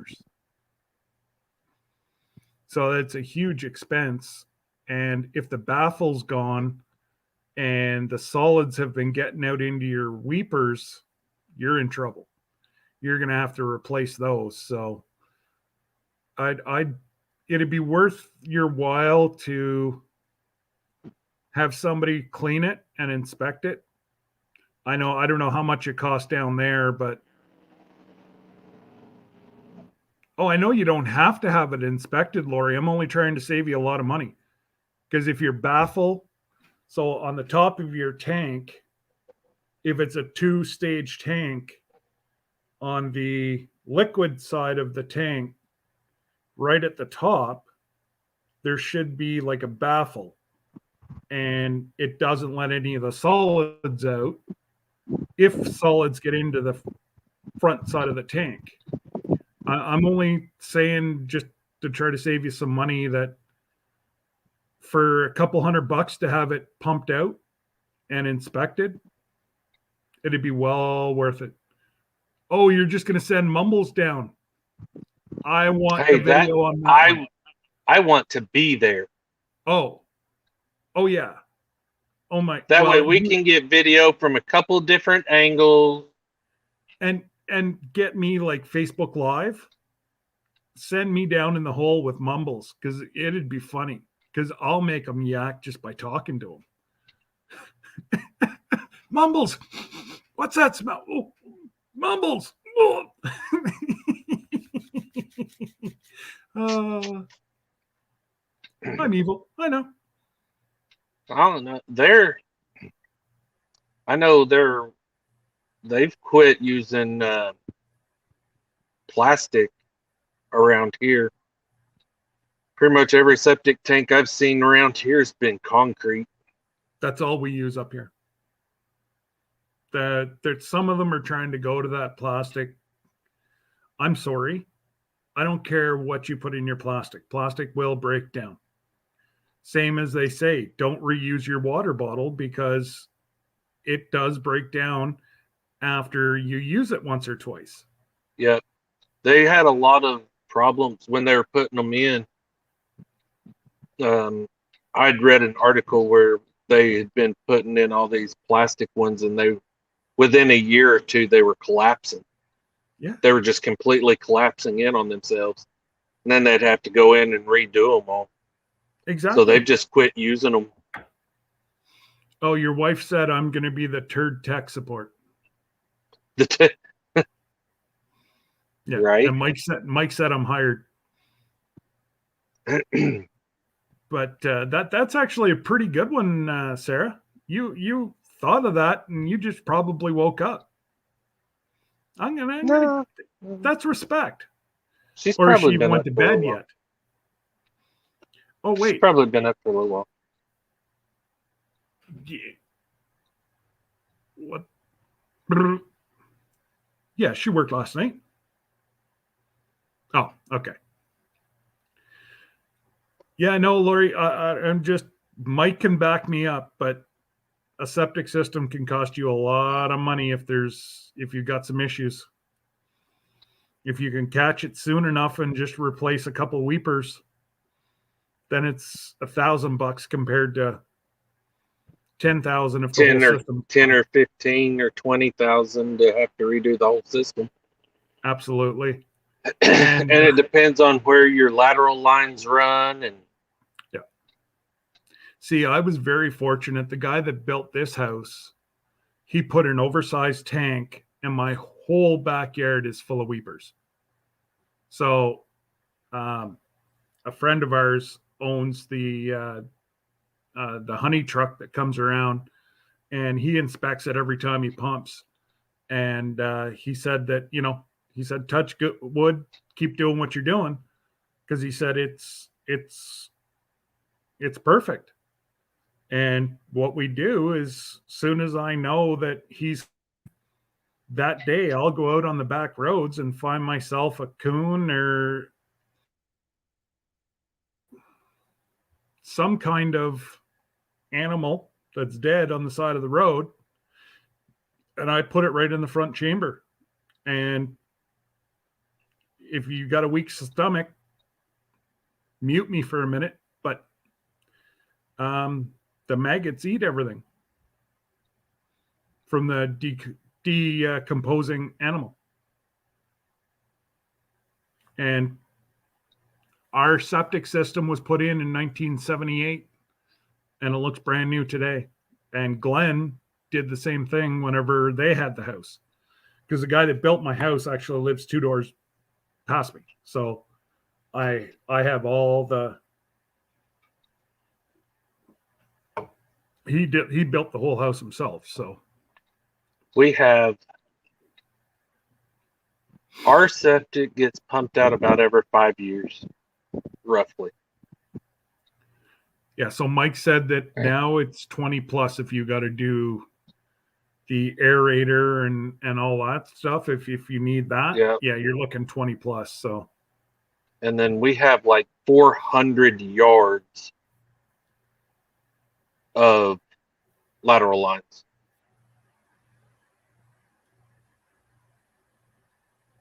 That go out into the pasture. yeah, and it's great. And yeah, if I know Lori's backyard is half decently big, if I can remember from the videos. I'm just, the only thing with all those bushes that she took down, hopefully the roots didn't go back into the weepers. That's all. Because I thought about that whenever is that on rural water, Lori, or have you got a well as well? I've never heard of rural water before. Like, I look at even a township our size, it would cost us millions and millions and millions of dollars to put water for folks to hook into. Oh, you've got rural water and a well. So the house is on rural water and then the barn's on the well? Makes sense.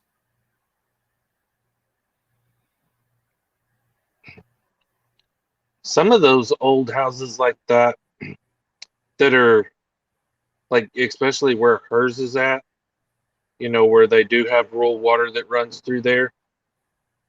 They were built with a well. When they put the rural water system in, they connected it to that, and they just shut the water off to the well. So if anything happens to the rural water, you can go turn the well on. Oh, okay. And now, how much would you pay for rural water? Like, I'm not asking to be nosy. It's just something that's not done in Canada. So, just like our houses cost more because we all have basements. I don't know. We don't have it because okay. The only way they could get rural water to us is if they went under the turnpike or over the turnpike. It's the only way they can get it to our house. Oh, okay. So, yeah, they'd have to go under. They couldn't go over because you guys get weather like you did last year. You'd be without water. Well, I suppose you could keep the water running. And that's what I was trying to tell as many folks, we deal with this every year. So, and they were talking about these water heaters, and I was sending folks private messages, and one YouTube family told me just to mind my own business. And now they did say they had at one fire. point that the owner of the chicken farms, 2 of the chicken farms that are on our road, we're going to pay to have it brought under the turnpike Okay. because the chicken farms are supposed to be on rural water Makes sense. because they use so much water. That's right. They prefer them not to be on wells, but I don't know where that's going. So, because I mean, they were going to go down. They were supposed to go ask everybody if they wanted on the rural water or not. But the way that they were putting it was that if we got put on the rural water, we had to sever our well. So our well couldn't be connected to the house, and the rural water couldn't be connected to the house at the same time. A lot of people sign that, and then they just maybe run a line. They do it the way they're not supposed to, but yeah, I get what you're saying. And But- so I'm like, no, I'm not going to do that. Well, I'll just stick with my well. so what they'll probably do is wait until they have to do the redo the asphalt underneath the turnpike. And then while they're doing that, they'll probably just lay the line in underneath there for future endeavors, we'll say. They'll still have to bury it under. They'll still have to go under the turnpike Well, yeah, but what I'm saying because is they don't tear it up. they'll just blow it through. Like we have guys here that they'll put a 4-inch hole for like half a mile, and they'll just do it at a gradual slope, and that's the way they'll do that, right? Yeah. And our partner in crime just showed up. He says he's sorry he's late. Yeah. Well, He He's- was he's not a little- procrast- he's a little too late because we have just crossed our 2-hour mark. Yeah, I think I'm just going to pay for the. I think they broke me down. I'm probably going to have to pay for it because I'm sitting far too close right now. Oh, okay, there you go. Mike said that they have rural water and they pay $75 to $80 a month. So really, it's no more expensive than what city It's- water is. Right. Yeah. It's no more expensive than city water. It's the same thing. It's the same concept as city water. It's just usually pumped into a big tower first from a lake or, from a lake or something. Yeah.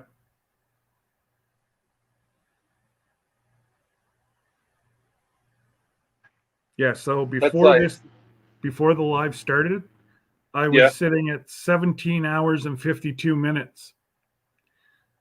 So they're going to kick me off here shortly anyways. But Oh, well. that's like Uchi over here, Lake Uchi. Okay. That's actually the city of Tulsa's emergency water supply, Wow. which is crazy because Tulsa's an hour away. Well, I was going to, what do they have, like pumping stations set up or? I would didn't assume so. I didn't think you were that close to Tulsa, but Like I said, it's about an hour drive. Well, from the lake, it's more like an hour and about an hour and 20 minutes, hour and 25 minutes from the lake. there's no water systems closer to Tulsa than that? Is it like I've seen your lakes? Your lakes are brown. Yep. Ours are They blue. run them through. They run them through their purifying stations. Your wife is Look. singing "Going Down in a Blaze of Glory." I'm not sure what. Did you like leave her at home with medical herbs, or she just go off on these tangents for fun, or She's probably getting ready to pass out. okay? Now, as long as she's not smelling burnt toast, she's fine. She's probably going to take a nap. Ah.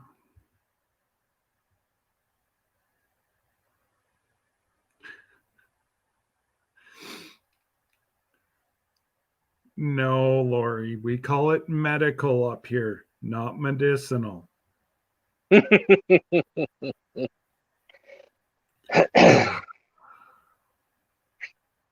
Uh-oh. Lori's feeling hyper. Well, maybe she needs some. I was gonna say maybe she needs a bag of chips. A bag of gummies.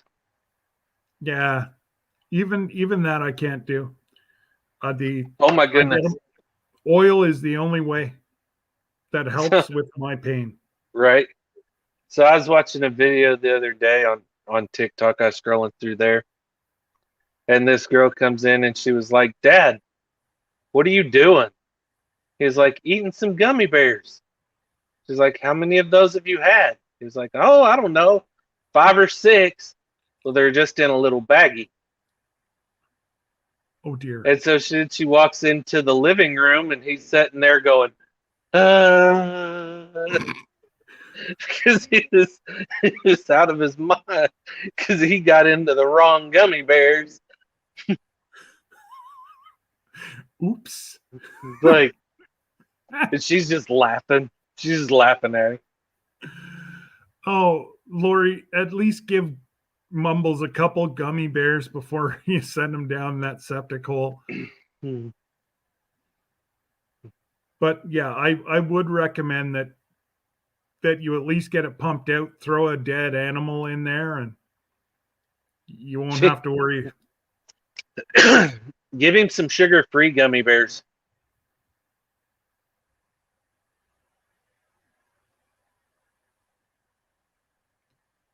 What's that? I said give him sugar-free gummy bears. No, I like to see Mumbles on sugar. Well, I guess there was a brand that made some sugar-free gummy bears, and people were eating them, and come to find out, it turned in to be like the best laxative on the market. Yeah. McDonald's does that. Yeah, I'm serious, Sarah. Dead animal. A raccoon. You guys call them possums? Something about that size. Oh, opossums.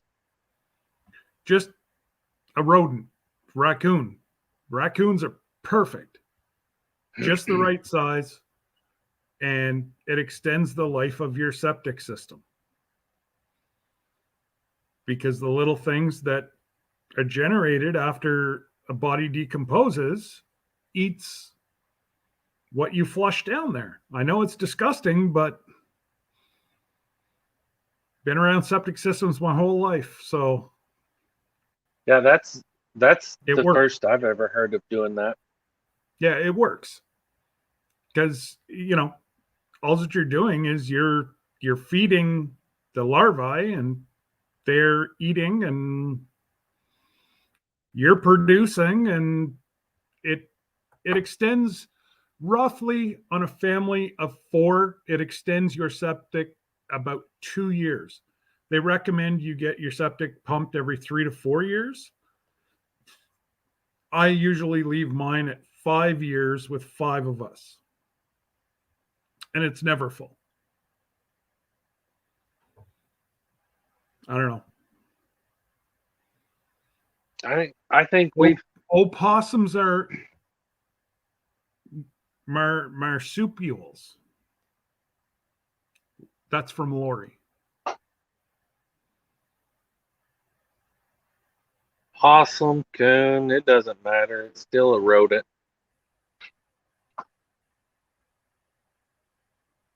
And they're 2 different species. Jackie's trying to tell you.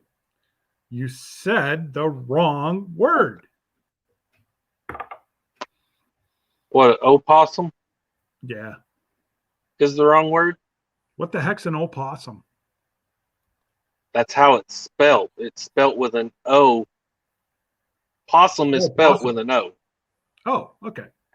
See?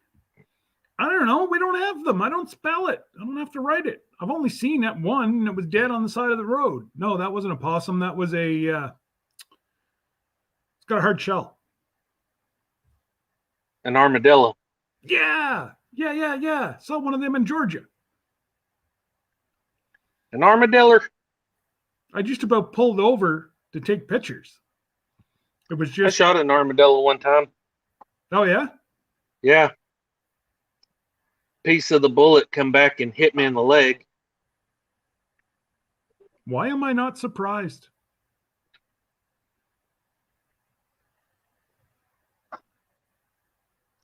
How? I'm not sure. I shot it with a 45. Yeah, absolutely, Mike. It jumpstarts your breakdown of the septic. Absolutely. Or some people dump a package of yeast in to We create. usually do Ridex. That's something that's not, we can't get it here, but I don't do any of that. I throw a raccoon in, put the lid on, cover it up, uncover it in 5 years, have Lloyd and them come pump it out. Now, the pump outs aren't cheap anymore. They're about $400 to pump out a septic system now up here. Oh, wow. Yeah. And that's a family friend. Is that Canadian or US 400? Well, I'm in Canada. I'm not going to pay US. I'm not getting a US contractor to come up. So what is the difference? Like the 25 cents on the dollar. 25 cents on the dollar. Yep. Well, actually, it might be. I think the last time I'm just about done paying off our trip, and the heck did I buy? I bought 390 US, and it cost me $505 Canadian. I bought something I was on my way back from Iraq. I ran across something and it was 75 pounds. Ooh, yeah, they're higher than you guys. I was like, I can do that. That's not a problem. And then I got my bill and it was like 400 US, and I was like, holy crap. I don't think there's that much difference. I don't know. Paul, you're still in here. What's the exchange rate? And I think Craig's still in here as well. Exchange rate, pounds to US dollars.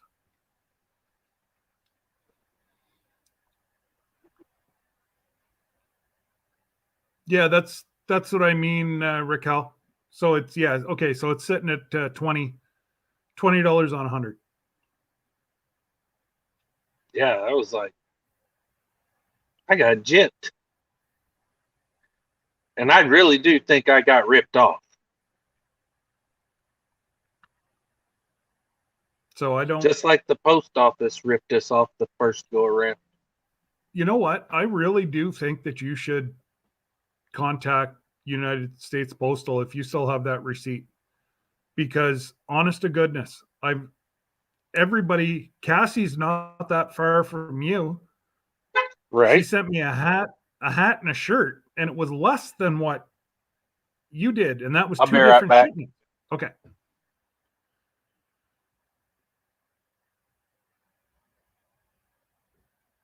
Oh,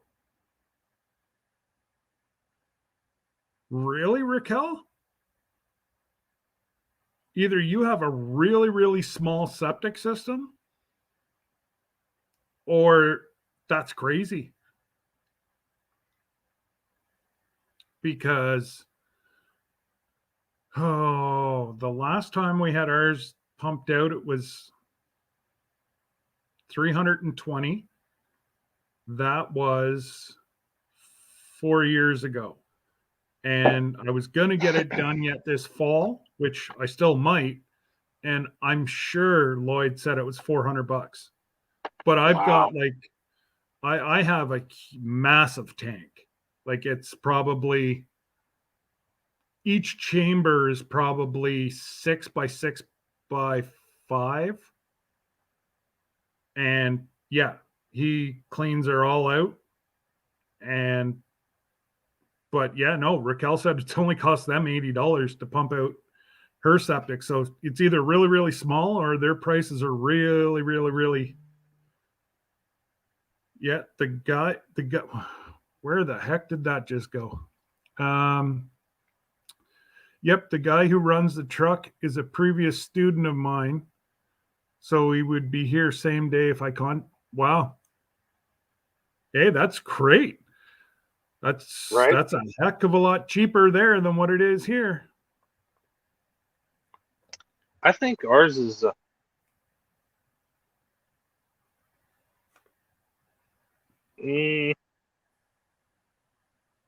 between $100 and $150.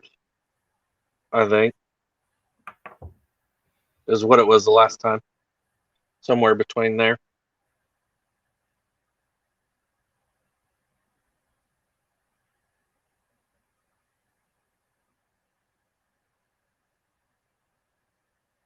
Just give me one sec.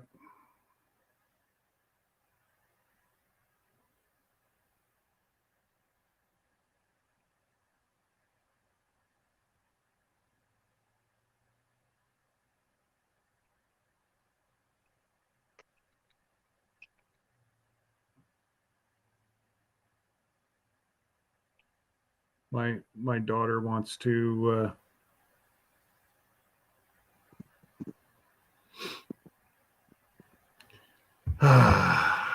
kids. We also got to probably get some more rock salt.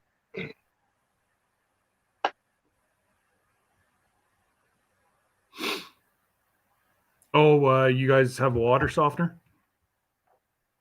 No, our septic guy told us, because we've got some roots starting to come in, and he told us rock salt.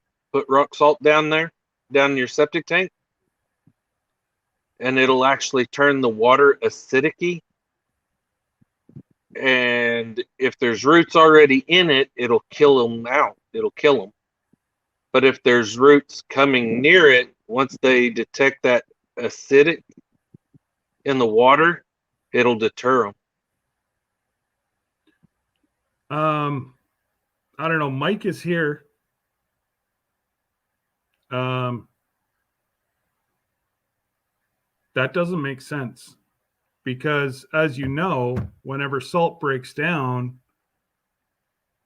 you've got it builds up.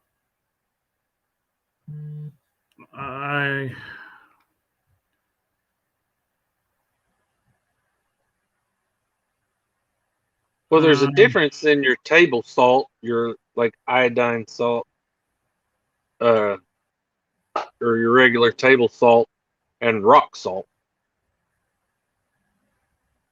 Like ice cream salt or salt you'd put out on the frozen driveway. Yeah, no. I get it. I've just never heard of that before.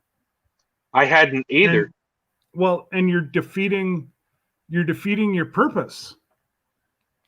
Um, shit. Hang on. I'm sorry. I'm trying to do 16 things at once here.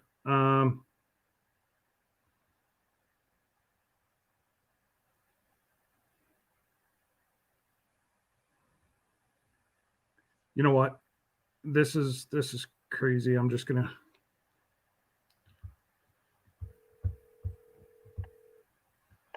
You can sing and dance. You might pause or mute your mic.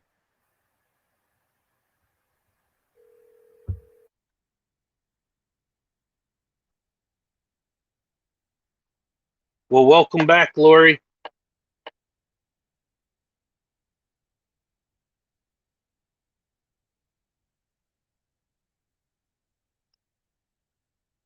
Had those in Iraq, huh? Those burned pits.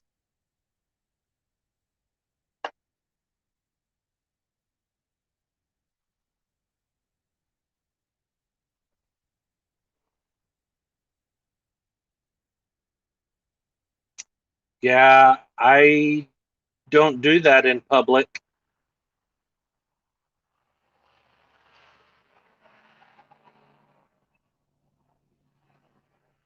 I am a horrible dancer and a horrible singer.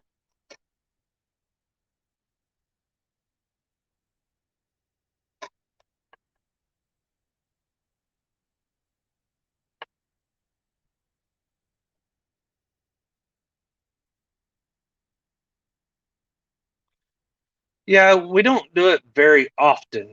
So I think we've only done it once, if I'm not mistaken. But yeah, that's what he told us, is to, you know, it's not something you want to do, once a week or once a month, He's like, because it'll kill the bad bacteria and stuff that you need in your Well, system as well. So, You're defeating your whole what your septic system's doing, because the acidity that's going to be killed is going to be in there for a long time. So just as any baker knows, you put salt with yeast, it kills yeast. So it kills all your beneficial bacteria that you need in a septic system to make your septic system operational. I think that guy was trying to sell you a septic system. Is my honest opinion, because it just doesn't. Salt kills yeast. well, So what he told which stops your us was whole. he said it's not something, it's like you got to be, he's like, you got to be careful.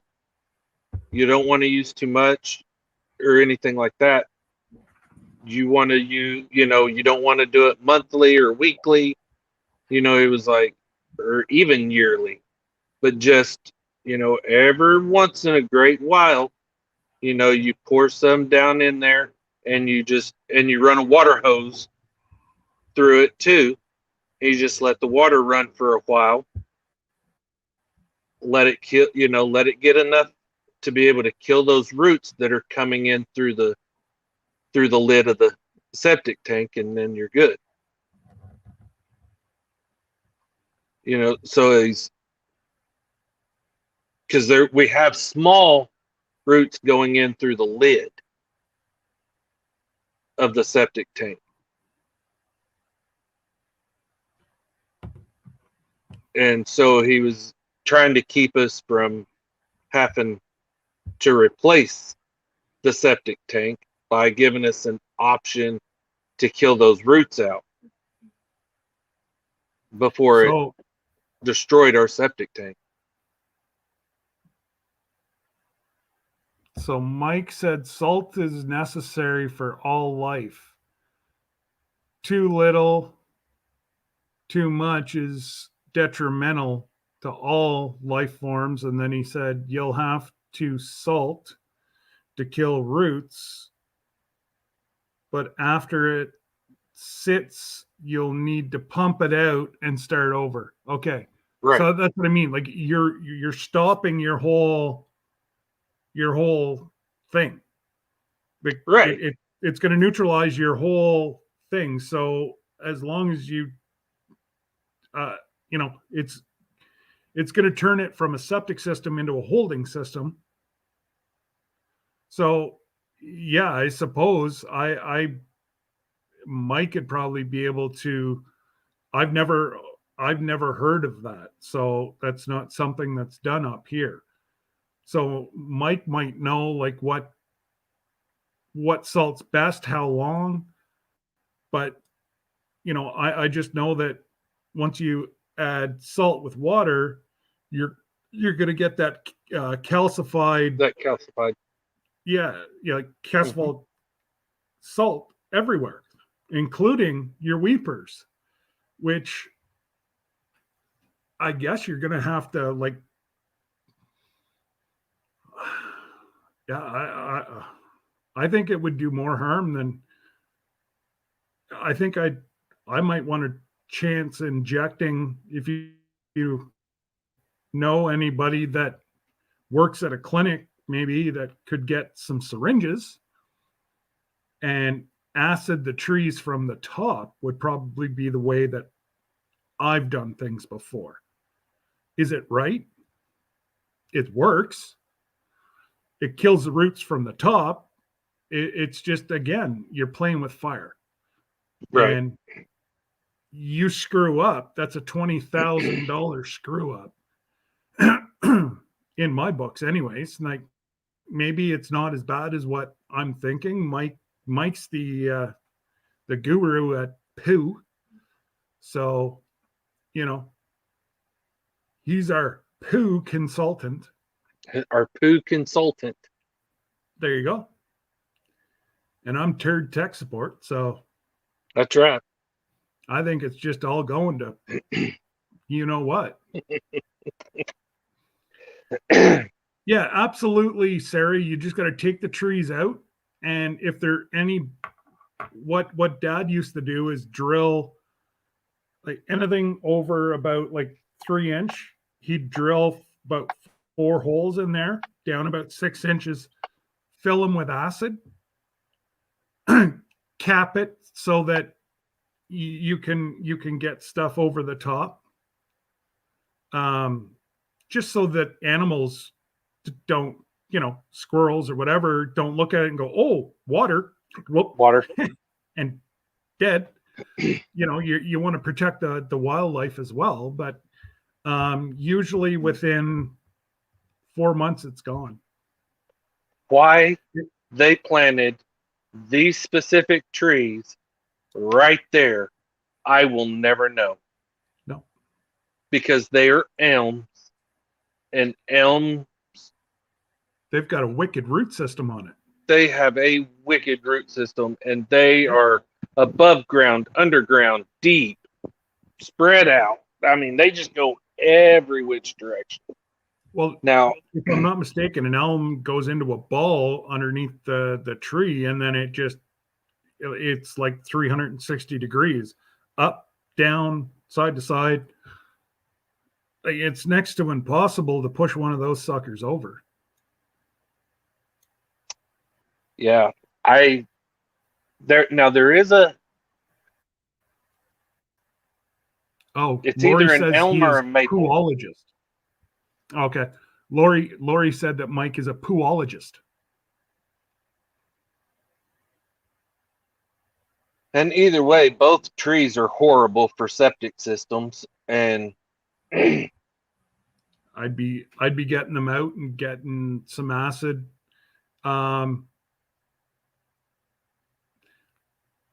See, right now, if you were to cut them, you'd want to put the acid in whenever you guys started changing. As soon as your leaves, like for us, usually the second week in March here, is when the uptake comes out of the root system.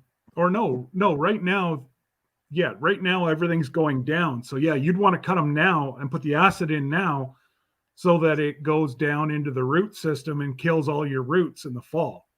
Sorry, I had my things mixed up. So I'd be dropping both trees and getting some kind of sulfuric acid, or sulfuric acid will work if you can get a I hold of don't. it. I would have to have somebody come out and lay these down. Oh, okay, they're big. Or is it near the They're pasture and fences and they're the house? And they're pretty good sized. They're near power lines. They're near the house. They're near a shed. They're near some fences. So I would have to have somebody come drop these. I'm not confident enough in my chainsaw skills to drop them.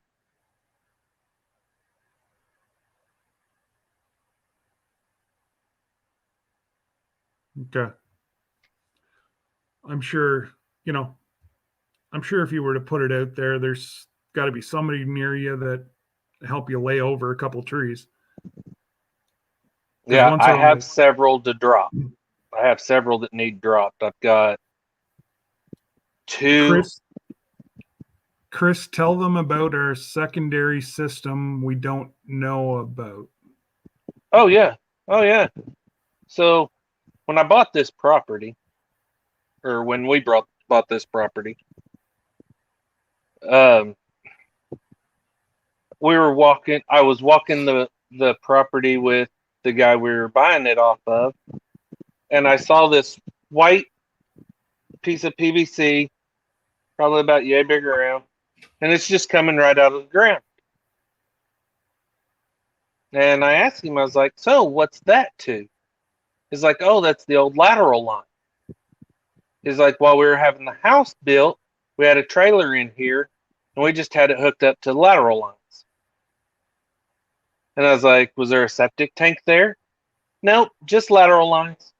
We didn't put in a septic tank until we put the house in." "Okay, no problem."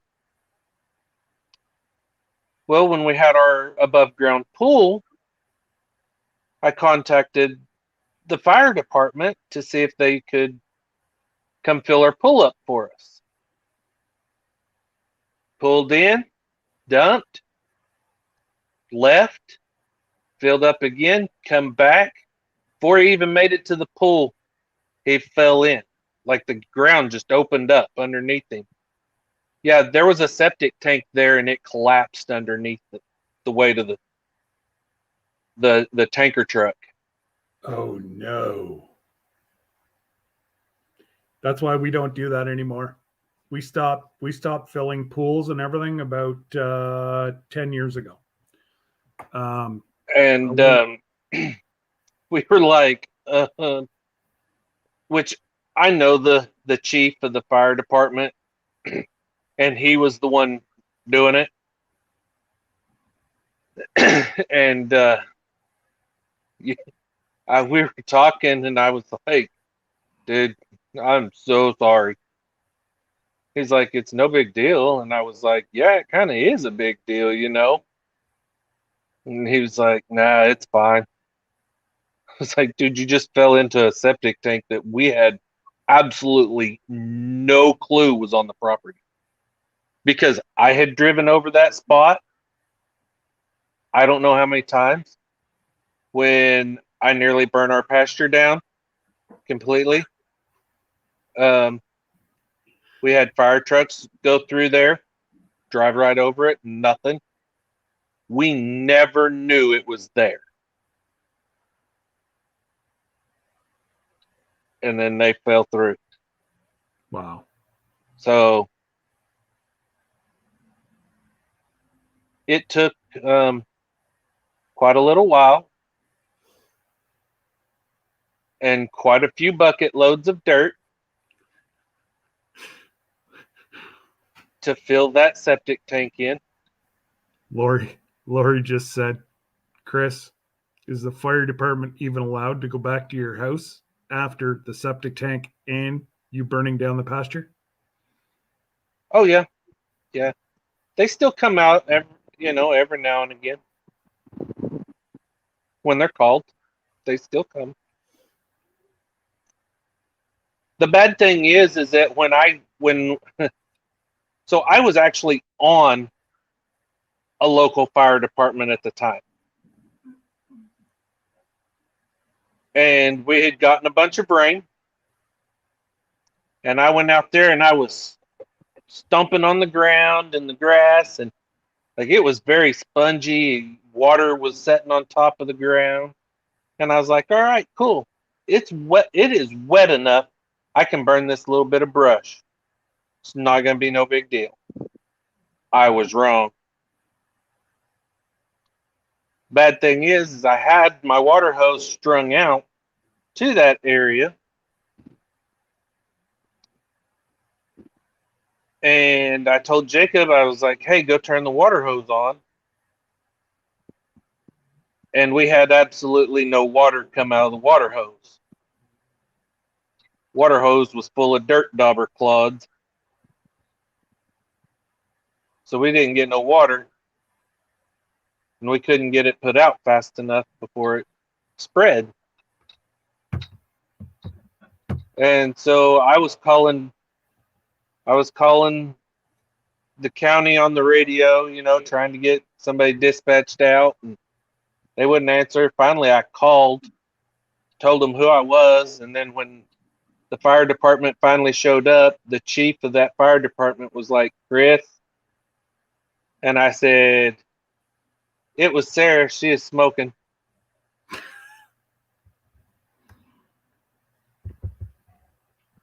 She threw her cigarette butt out here.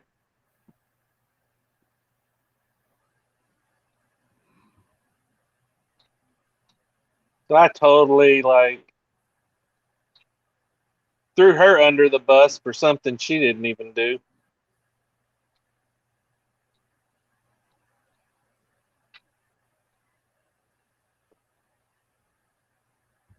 Hey, I was trying to save my reputation as a firefighter, but Oh, they sure. knew better. So you toss your wife under the bus. No wonder she Yeah, pulls but jokes. No, what? And you get cranky with one little joke? Oh man, Sarah, I feel for you now. no, that joke was wrong. That joke was funny, and you know it. It is funny now. It was not funny at the time, It was to everybody but you. right? But Oh, they and knew better. Mike just said, and that. Oh, back that bus up. Not sure why. That chief, though, he knew. I mean, he knew me pretty well, and he was just like, "Uh-huh, sure she did." Yeah. So they knew I done it, and it wasn't a big deal. No. They made fun of me for a long time for it. Absolutely. And hey, Chacha, nice to see you. Hey, Cha-Cha. Sorry I missed your live last night, but we were not at home. I was at home trying to watch everybody's live. Monday, Wednesday, and Fridays are going to be the crazy nights. We may have to change ours then. Well, no, you guys are okay. Like you're going against nobody right now. It's just you're late. No, yeah, Raquel's on after you guys. Raquel's on after us, and Robertson Bellyacres is on in between you guys, right? And Gail. Yeah, and Gail's Monday night. Gail's usually on right at about the same time we are. Yes. So. And Jan's in there too. I don't know if she's somewhere. I forget what night Jan goes, but it's and that's why I do two afternoons, because it's it just turns out that we end up on here for 3 hours, but we're procrastinating on Thursdays, and Friday we just share the love and, chit chat away. And that's what I mean. Okay. LG said that Gail goes live at 6, or 7. So Yeah. And we go live at 7:30. So you're kind of half and half where we're splitting hers. So, but yeah, it's kind of, and then you've got oh,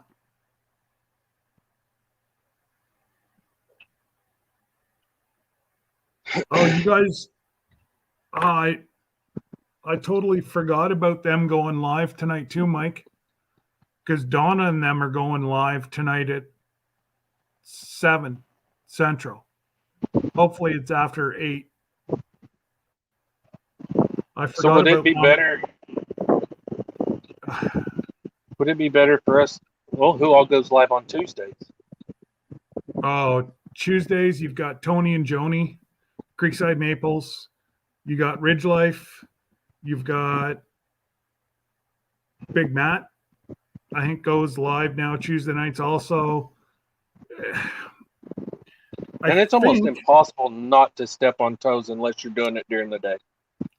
Our community's getting so big that unfortunately we're going to double up.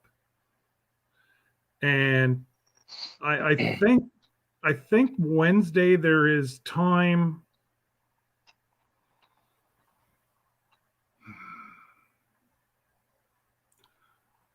If Mike or Terry are still in here, I think they said on their live last night that 6 o'clock is open on Wednesdays. Nobody goes live. So if you're able to get home by then. Yeah, I'm usually home by 10 after 5, unless I have to stop and get feed or something. And then even then I'm usually home by 5:30. But even, if you're going live at 6, then you'll just get your feed Tuesday or Thursday.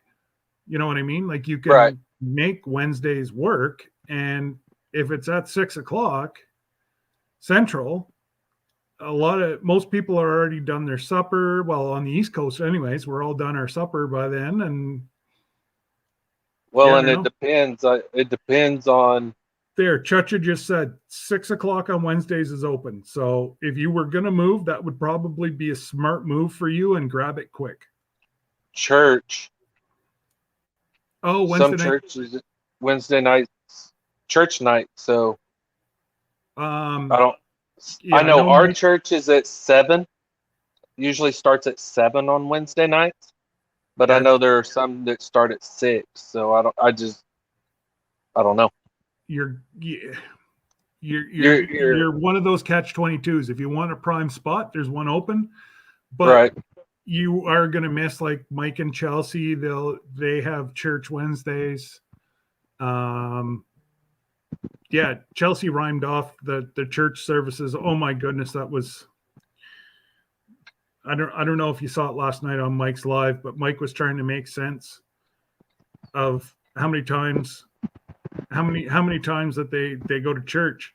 And Mike can correct me, but I thought it was Wednesday, Friday, and twice on Sunday. And Mike couldn't wrap his head around that one.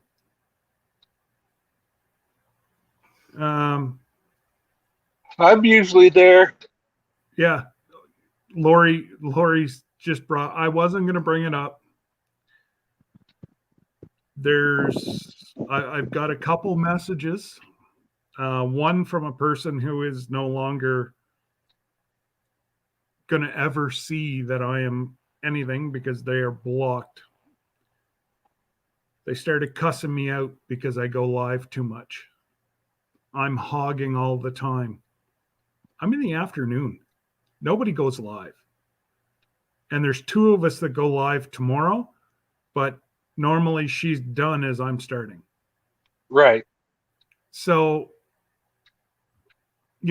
I purposely did this because a lot of people just have me on as they're working. and I get a few watch hours. Yeah, I don't get near the amount of people that I would if I bumped up into like Wednesday but you're also limited to 1 hour in an evening spot because you've just got so many people. So many people Where- going live. That's it. We like to chit chat and, like, yeah, there is only 9 people in the room right now. And normally I'd just sign out, but you never know. Maybe there's one of those 9 people that just need to hear people right now. So, yeah, I don't know. I just couldn't, yeah, that's so yeah, Mike's the only one that goes. His Bible study is Wednesday, and Chelsea's is Thursday, and then they have 2 on Sunday. Yeah, that's what it was. Mike was like, 2 on Sunday. Us Catholics only go once. We get it all done at once. We don't have to go back. I think Chelsea was getting a little bit. Chelsea was starting to get a little bit perturbed. It was funny. I would like to know what Catholic church that was. No, ours, you have an option of going Saturday, or I think the one here only goes once on Sunday. And then they normally have a Bible study once throughout the week, but the Catholic church that I attended out in Colorado, they had a morning mass, a morning service, an afternoon mass, an afternoon service, evening mass, midnight mass. yeah, normally they have like a couple masses, but it's the same one. It's just they had to do several masses to fit all the people in, right? We were in a small town. Everybody that went to church all went to church together because the bar shut down. Hang on. Paul, what do you mean? I go over to her live all the time.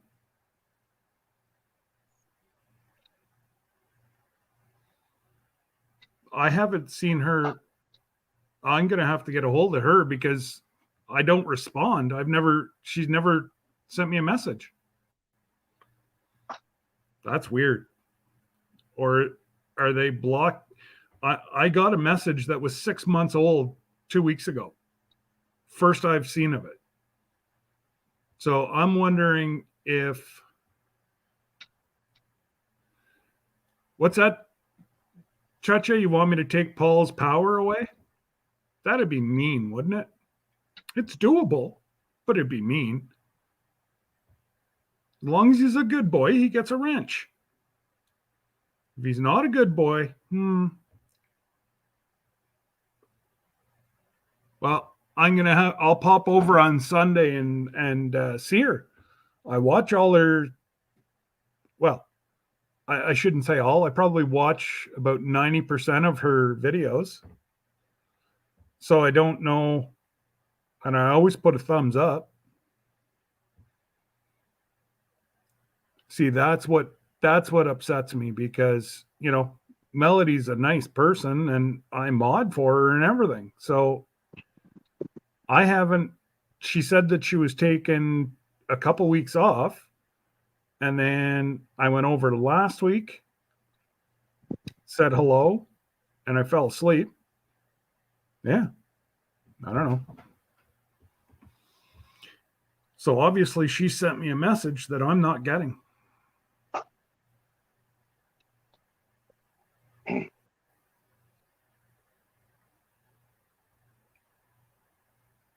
Well, yeah, no, Paul wouldn't joke. Paul's a joker, but Paul wouldn't joke about that because he knows that I'm over in Melody's stuff all the time. So, yeah,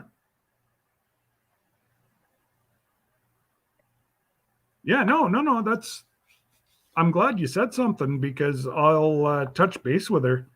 I guess YouTube is not letting me see all my stuff. If my wife is still in here, Yeah, I'll she is. see you when I get home.